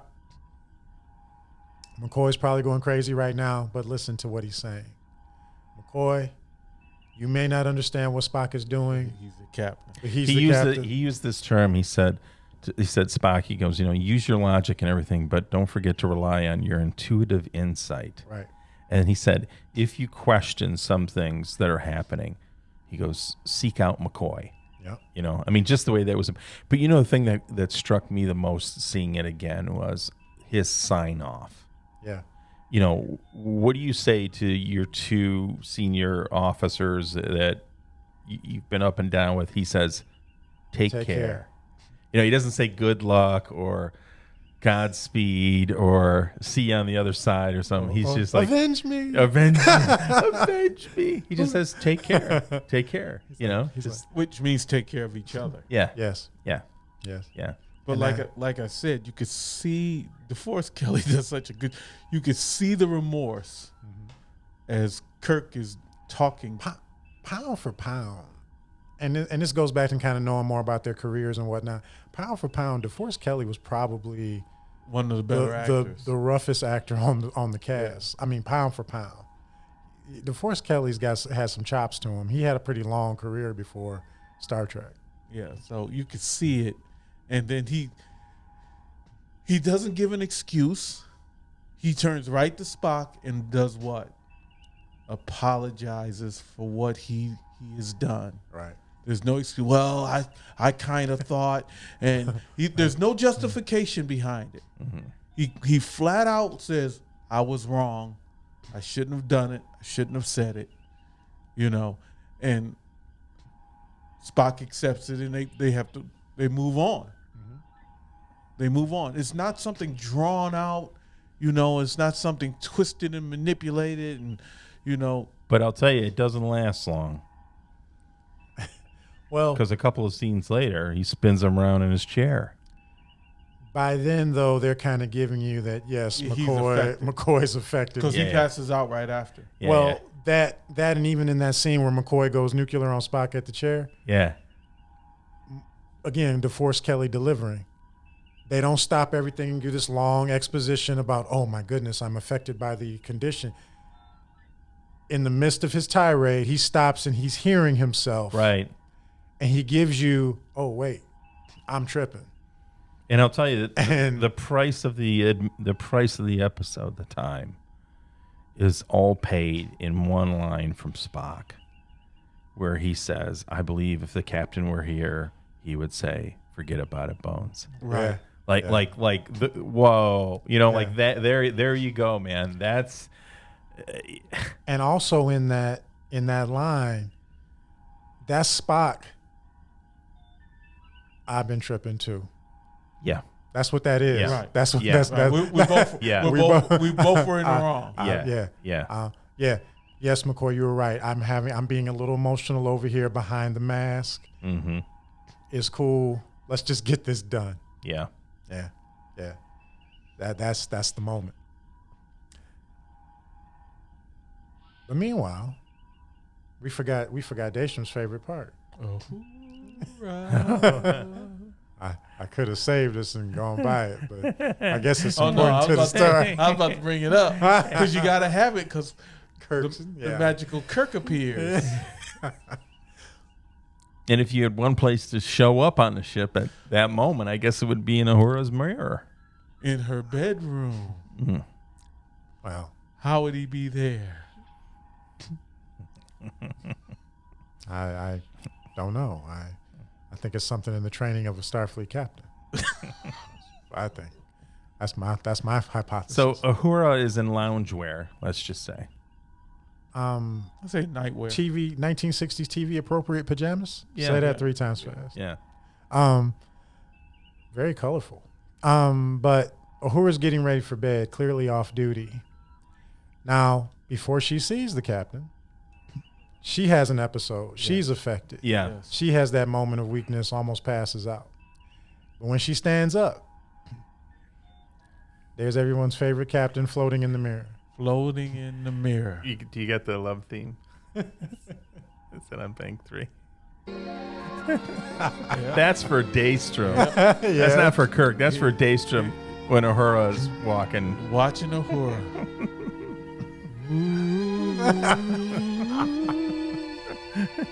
No. No. Oh, you gotta love some Uhura. I'm sorry. You know, as our viewership expands, come back to haunt you. What? Because I'm showing love towards a beautiful black woman? But I can't do that? Harcourt? Harcourt, 1901, what have you been up to? Uh-huh. You don't shove love to a black Nubian sister? What's wrong with you, man? Keep it up. Keep going. Keep going. Yeah. So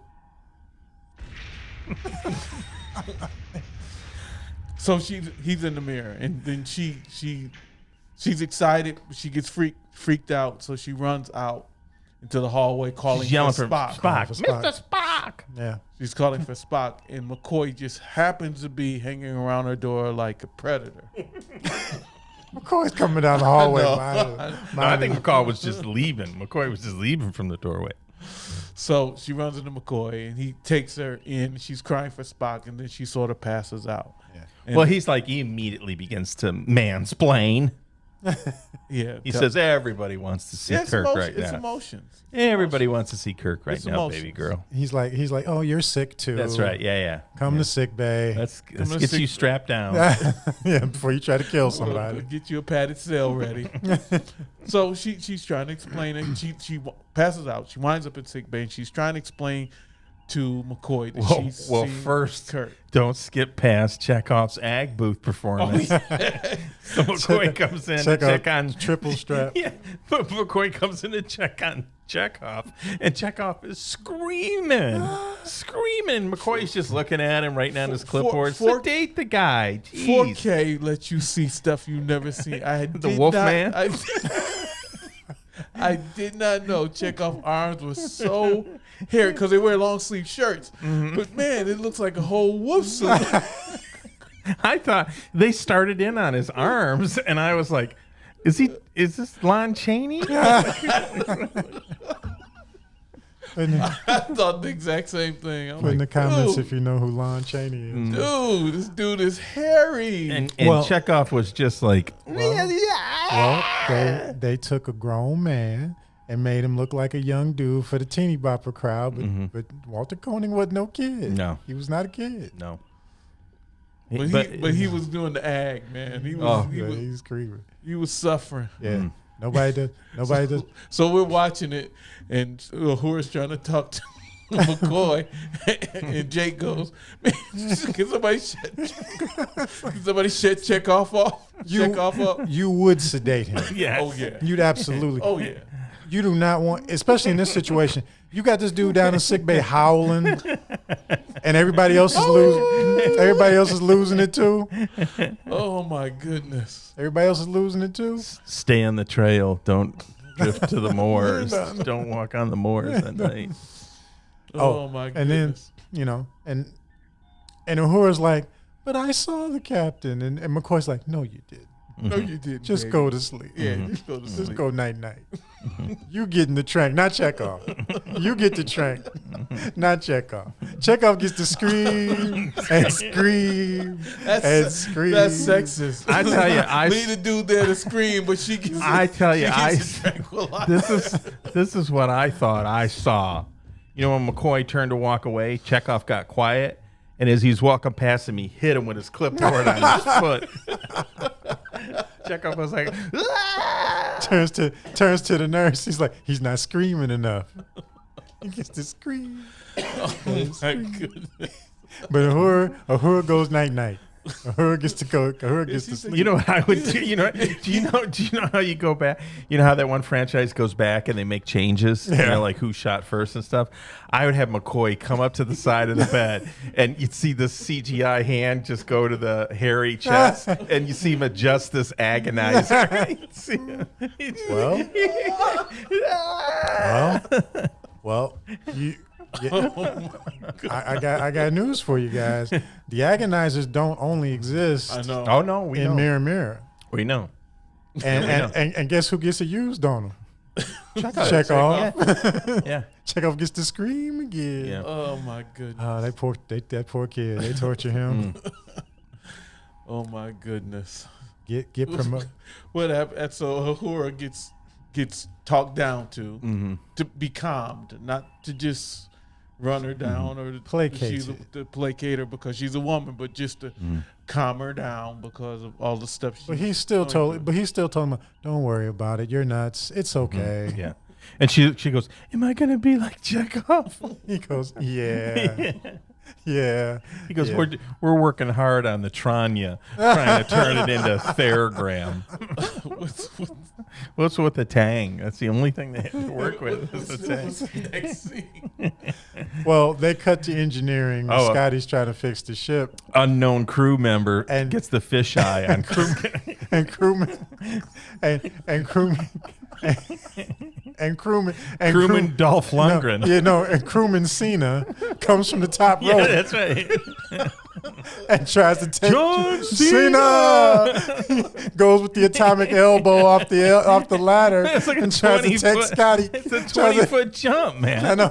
Tries to take Scotty out. Scotty should have stepped to the side, and you should have seen him pancake on the floor. No, when he gets on top of Scotty, he's trying to choke him, and the two guys pull him off. I was like, "Where's the con bar?" No. Dude leaps from the engineering scaffolding. Scotty should have stepped to the side. You should have started. He should have just pancaked on the floor. Oh man, I was like, I know Scotty's gonna turn around and hit him, but Scotty's like, no. I was like, where's the engineering bar, man? You ought to be pulling that out. Quack. Man, I'm sorry. I'm sorry. If I'm down in engineering, I'm turning around like, don't follow me into the compartment. Leave me alone. Get away from me. I don't trust none of you guys. Just back up. So they get the guy under control, and Scotty calls to Spock, say, "Hey, we got another one. We got more people acting up. We got another He's one. to send him to McCoy, so McCoy can run some tests on him, let him scream like Chekhov." I can see a whole room of guys in the sick bay screaming, and another room of women all sedated and smiling. Mr. Scott, please send crewman Cena to the sick bay for his screaming. It's John Cena. Oh, we're having too much fun with this episode. He should have pulled out a folding chair and jumped off. That's right.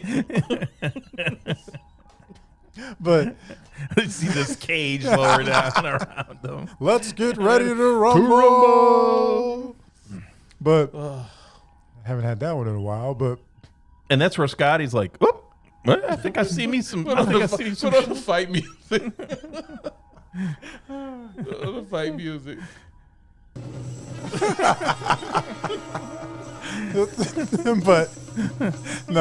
but then just when you think Uhura's crazy, then then Scotty and the engineering crew have their immaculate vision. That's what I started thinking about. Kirk shows up, he's just floating in the air. No, that's Mount Transfiguration. That's the Mount Transfiguration. Well, John, if Spock and McCoy had been down there, we could have said that John and Luke and Paul were in there. But no, Kirk's floating in the air, and the whole engineering staff's like, "Oh, it's him. It's him." Yeah. So Spock and McCoy are on the bridge, And Scotty calls up and goes, I see the captain. yeah, I see the captain too. He's like, whoa, hold on here, dude. And McCoy's reaching. Pull out his hypo. No. Oh, here we go. No. There's a point where it doesn't. McCoy says this. He goes, "If we lose Scotty, we're all dead." He says This episode delivers universal truth. That's right. McCoy says it. He does. He said, if Scotty goes down, we die. We burn. We burn. Scotty can't be crazy. That's right.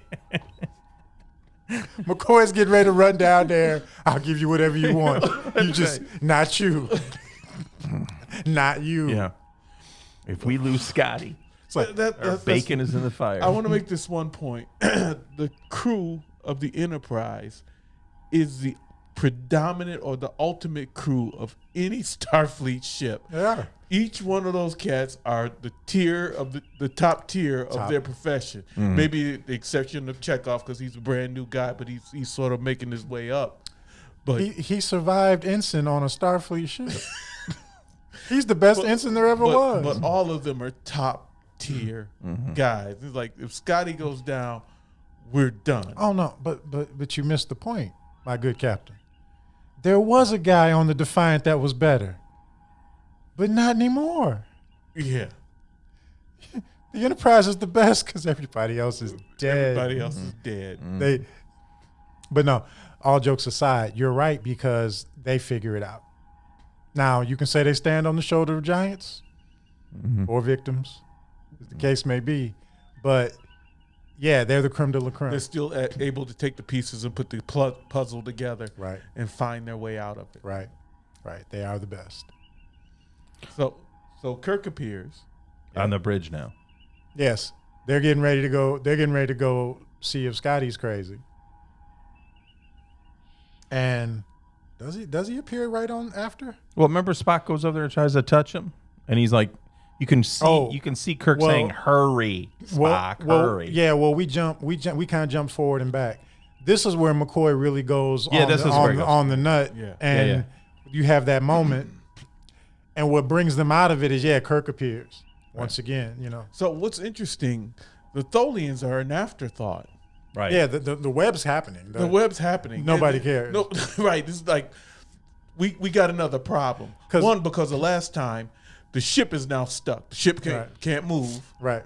And so you can't do nothing about the Tholians anyway. Right. And we still have the problem with the people going crazy and trying to get the captain back, and then the interpersonal relationships between the two top guys. And you forgot about the Tholians.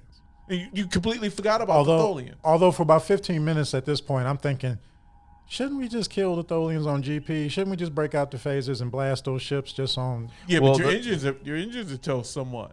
Well, no, your positioning thrusters or whatever. I feel the same way but I think the pacifist slant that the Vulcans have towards violence, because if it was a Captain Tracy, I think that there would be remains of Tholians. We'd be like, we got to get out of here. There's so many Tholian debris that it could impact our ship. Tholians would be toast. But Tracy wouldn't have stood there. A guy missing? Oh, yeah, we're out. Yeah. Well, it's not him. Right. It's not him missing. Mm-hmm. Right. Because Tracy.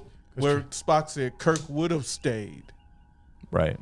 Try to save Tracy. I'm bailing. Well, Tracy would have sent an ensign like he's supposed to, and Well, and this is where it gets to me. Like, we'll get to the end. Trees. We'll get to the end, but there was a point where the Greeks would write plays. And a few have survived. These plays are 2,000 years old, and you started to see like they would get characters into a really bad position, and then they had a crane, behind stage, and they would lower somebody down like a god and just pick that person up and just take them off into heaven, and that's kind of how they would get out of it. So when we get to the end, I have a few comments about how they evaded the Tholian Web. Yeah, I was going to talk about that too. Yeah. It's a little murky. Yeah. Because they don't They don't give you the setup for it when it happens. They go right. They don't give you the setup. They just happen to do it. So so they see the captain, right, and they come up with the Tholian Web's almost complete at this point. Yeah, they complete it shortly after this.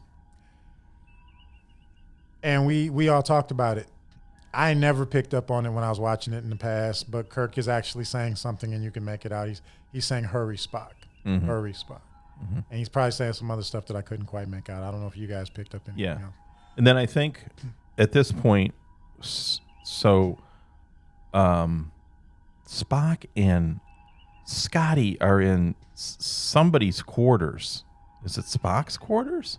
I think it's Kirk's. Is it Kirk's? I don't know why they're hanging out in his place.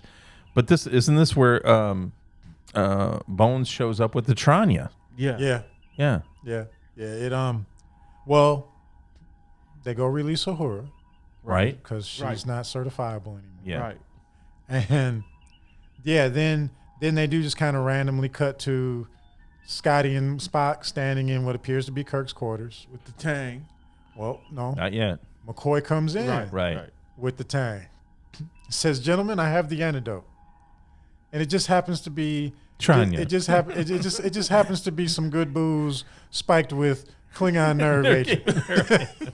And Scotty goes, "Won't this stuff kill you?" Spock goes, "Yes." Scotty goes, "Awesome, give me two." He takes the bottle. He goes, "Yes," but McCoy goes, "The caveat is, under a certain dosage, it'll just deaden the nerves in your brain." He said you could hit a guy with a phaser on stun, and he wouldn't feel it. He wouldn't feel it, and he wouldn't care. That's what he said. And Scotty's like, I would be injecting that on all my red shirts. And Scotty's like, well, a good scotch does the same thing. Yeah. And You mean we could have solved this problem with booze? yeah. And he goes something like, should have a good effect or something. And Scotty goes, "I'll let you know." And he walks out with the bottle. Yeah. Scotty's like, "Oh, give me two of those." Yeah.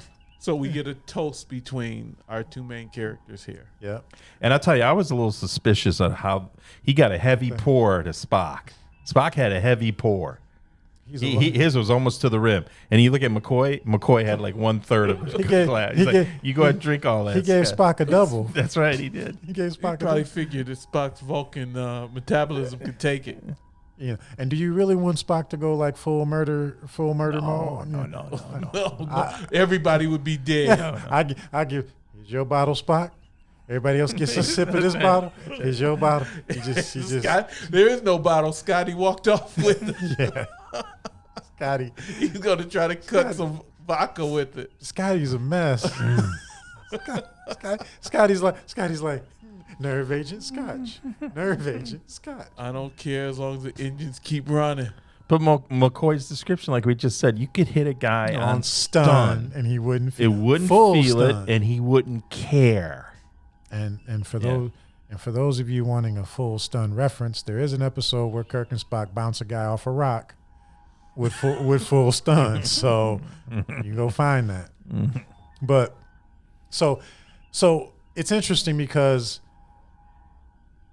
the immediate problem is now solved. Right. Everybody gets a shot of Tang, and life goes on. Well, Spock asked the question. Chekhov was affected first. Is he good? You know, if this works, he's got the worst case. No, but McCoy says he's already back on duty. And smiling. Well, he's drunk. But and Scott and McCoy tells him, as we speak, I'm hitting everybody up Orally by, and IV. By shot or injection, everybody's getting this. Yeah. So the crew is very happy now. But it belies the point that something unknown and unheard of at the point has now been addressed by the crew of the Enterprise. Yes. And the one thing that would unravel the ship and cause them to certainly fail is now gone. Right. Now, in the midst of this... Now everybody's pulling as a team and not trying to kill each other. Right. Everybody's So back what we had all these ticking clocks. The countdown to total space madness. The completion of the Tholian Web. the space-time continuum closing down permanently. Kirk's air supply. Air supply. You got 4 clocks running in this episode. Yeah. The conflict between Spock and McCoy. Yeah, well, that's just exacerbating everything. Right. But you got 4 distinct clocks running in this episode, which is crazy. Right. Normally in an episode, the cliffhanger thing is like one thing. Right. You got 4 things going on here. It's like Any one of them can kill you. Yeah. Mm-hmm. It's like, okay, you all go crazy and kill each other. Check. Tholians finish the web. Check. Space-time closes. Check. Kirk runs out of air. Check. So all that's going on. So Cure comes out. Tholian Web is completed and they're not really concerned. That's a little bit. Yeah, because the way that Spock set it up was said there's no analogy. There's nothing like this in Starfleet. And he goes, and if they complete it, we shan't see the lights of home again. Right. So you're like, well, once they complete it, I guess it's over with. Yeah. And they completed it. But there's a hole in space. Right. That hasn't been mentioned since the beginning. Right. It's an We see a graphic of it. Oh, that's why Scotty and Spock were in there. They were looking at the graphic. They of were the doing space. they were doing the math on the space on the space rift. Right. Figuring out when it would. They were trying to figure out where they'd had to be to get Kirk. Right. Yeah. That's what it was. Yeah. But it moves from we got to target this spot at this time to no, the ship's going to move. And no, they have the whole place. And the ship started to shift because of the gravitational net. Right. Right, the tractor net. They have the whole place so they can get Kirk. But and I don't know if this is poor writing or awesome writing. I can't decide. They basically do a thing where it's like they didn't understand what the Tholian Web would do as far as their position relative to the I think I figured it out. The rift. So they were there not trying to apply any energy to the space. Yeah. The Tholians started to contract it. As they started to move, they had to apply counter energy to remain in place. And I think that's what bounced them through. It bounced them out. Yep, it bounced them out. And it bounces them 2.72 parsecs from where they were, which if you know what a parsec is, that's a jump. That's a lot. Maybe not a lot in Star Trek, but they had to make sure they had Kirk in the buffer. Right. And that goes back happened. and that goes back to Kirk's going to travel with us because he's in the transporter buffer. He's in the ship. Yeah. Because he's been appearing in the ship. Right. We have him in the transporter buffer. When we leave, he's going to go with us. Then it's just a question of reeling Kirk in. But now they're out of the web. They're away from the space distortion. So now Kirk can be brought in. And good continuity. What's Dr. McCoy got waiting on him? Triox compound. Triox compound. Where have we heard of Triox compound before, class? Hit the fight music. A mock time. Yeah.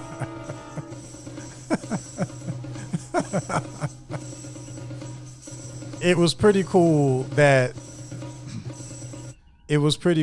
they remembered that there was this random compound that helps you with breathing. In low atmospheric conditions. A parsec is 3.26 light years. So they jumped almost 3 of those. 3.26, and they went what? 2.72. 8.8 light years. That's a lot. That's a whole lot. I mean, maybe not for a warp drive, but in our understanding of spatial distances, yeah, that's far. That's a lot. Yeah. This has been the math portion of Men on Track. That's right. For all you would-be astrophysicists, put it in the comments. We know you do the math. So they're able to transport Kirk. He comes back. Coy, needle man that he is, he's right there, Johnny on the spot with the Triox compound. But it is really cool that they remembered that thing and used it in the right context. Right. It wasn't random shot. It was Triox. It wasn't something new either. It was something we already heard of. Right, right. And it was the appropriate application for the event. Yep. So they get Kirk back. And it's time for Jerry Springer's final thoughts on the bridge. Well, Kirk in the transporter room is interesting to me because it's almost in an air of going back to what you were talking about, Jake, freaking out. Kirk's reaction when they get his helmet off and inject him is like, hey guys, I knew you'd do it. It's kind of like, yeah, I'm good. And I knew I would be good. There's a point I want to go back to before we get to Kirk. And this when Chekhov comes back to the bridge and everybody's fixed of their madness. Yeah. Spock takes the moment to tell Chekhov, you were missed. Oh, yeah. Your contributions were missed. No. First thing he says, we can't. He walks onto the bridge, and the first thing he says to Uhura is, welcome back, Lieutenant Uhura. Welcome back. Then he walks up to and stands behind Chekhov and says, Mr. Chekhov, your talents were missed. Your talents were missed on the bridge. And I'm like, damn. Like, I never even seen Kirk do that. Yeah, that's... And you're right. I kind of blew it off when we watched it.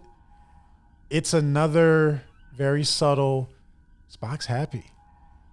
Well, he has now fit very comfortably into the command skin.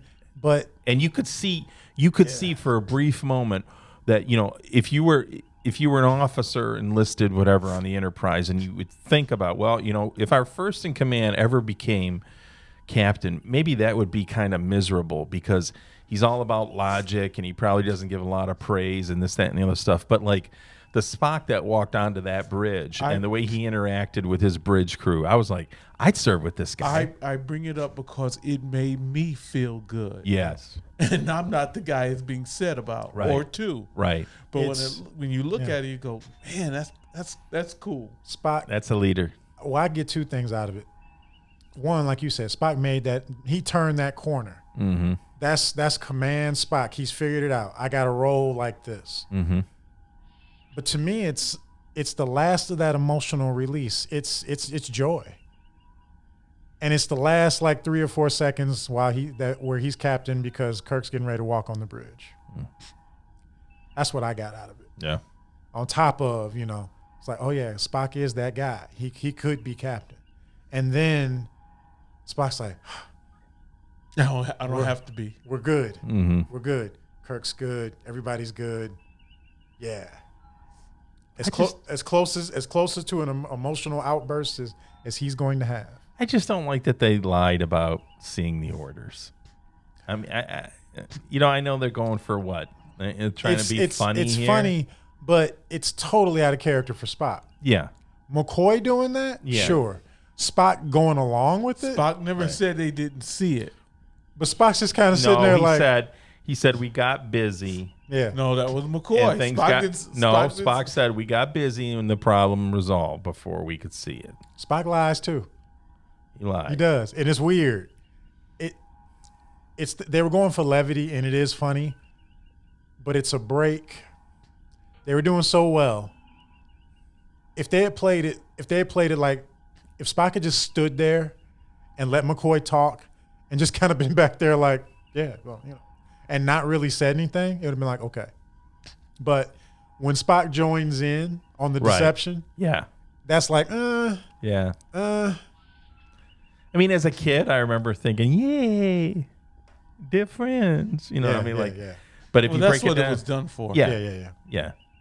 But I think you know, you never want to try to rewrite something as good as this. But you know, if you said, "Did you see my orders?" and they just said, "Yeah," you got to remember how it plays to an audience who has emotions. That an emotionless individual comes off. Oh, I know what I was going to tell. I was going to say. Do you remember when you said they took off? You said they took off his helmet, and he was just like, "Yeah, I thought you guys were going to do it." Do you remember the end of Rambo, where Troutman goes in there and he starts crying and crawling up Troutman? He's that would have been the appropriate response for Kirk. Because if I'd been floating in the universe empty for 3 hours, I'd need some serious therapy. We kind of skipped over. Kirk's like, I was in the universe all by myself. Yeah. And I decided I liked having people around. No. Slow down. No, he looked back and looked at Uhura. Where's the loving music? He turned back and looked at Uhura and said, I think it's better having people around. Because he was floating in whose mirror? He wasn't in Nurse Chapel's mirror. He was in Uhura's mirror. No, Watching. Yeoman Rand. I don't think he was in Yeoman Rand's mirror. She disappeared early in season 2. Oh my goodness. But he said, I prefer being around people. Yeah. But Jake's right. That's all we get. You were floating in nothingness. He's sitting there with his legs crossed, and he's just You like were floating in. Now you wanna do it like. He's a captain. He can't have an emotional breakdown in front of Well, people. that's what I was about to say. You want to have a scene like that, and then Kirk walks down to his quarters, and the door closes, and he goes in the fetal position on the floor, or he starts drinking real heavy or something. You know, go in his quarters. No, I got a great. and look. I have a great comedic end to this. Okay, so he's there, and before he's walking up on the bridge, he kind of walks past, and he walks past Scotty's quarters, and the door opens up, and he sees the Tranya sitting in there. And he walks in, you see the door close behind him. Yeah, something like that. Or if you want to get deep with it, he goes in his quarters and he looks in the mirror, and he's kind of like, I'm solid again. I'm me. Yeah, I'm back. But yeah, that was a pretty traumatic experience for him to just be like, oh yeah, well yeah. Mm-hmm. Yeah. Do you think they did a 180, went back there and just beat the Tholians down? No. I would have. No, the Tholians, like I said, there was no villain here. Yeah. Was no villain. Now if you wanna push into Daystrom's view of Federation policy, does an ambassador show up on another starship? Oh yeah, without a doubt. And start talking about, now let's discuss free space versus annex space. Oh yeah, without see that's a given. Because the Federation is a bunch of bullies. They try to be the nice guy. They're not too different from the Klingon Empire. The Federation roll in and say, no. I come with flowers and a bat. Other than just the bat. Just the bat. Yeah. And the bat's behind my back. And I give you an option. I'd rather take the guy who's carrying the bat in the front. Because I know he's coming with the bat. The Klingon comes with the bat and says, would you like to be hit in the head or in the knee? Mm-hmm. The Federation comes and goes, I bear flowers and I bear the bat. You get to pick. Empire's empire, dude. Yeah. So I know. But definitely another ship's coming to the Tholians with an ambassador going, hold on, we need to talk about this space here. Remember Ultimate Computer? You know how cool that 5-ship battle group comes rolling in? They pulled in, the Tholian ship came out to my, this is annex space. And you got to wait 3 hours for us to do anything to you with some webs. No. And the Lexington, the Potemkin, the Concord, the Yorktown, and the screen comes on and there's an admiral. There's an admiral sitting there talking about, let's talk about free space and annex space. This man's gonna talk. Now, if you start flying your little ships around making webs, you'll be talking to me. Let me introduce you to Ambassador Photon Torpedo. No, let's talk about Mr. Torpedo. And let me clue you in on something, sir. We're not on 50% this afternoon. Yes. Right. So at the end, when Spock and McCoy take the wind out of Kirk's sails, he's somewhat crestfallen because he put together such a heartfelt and poignant and important. What an eloquent summary that was. Yeah. That was very good. Yeah. I like that. Well done. Crestfallen. Yeah. Because he looked like, he's like, I put all that work in researching you guys. You think he went back and re-recorded it?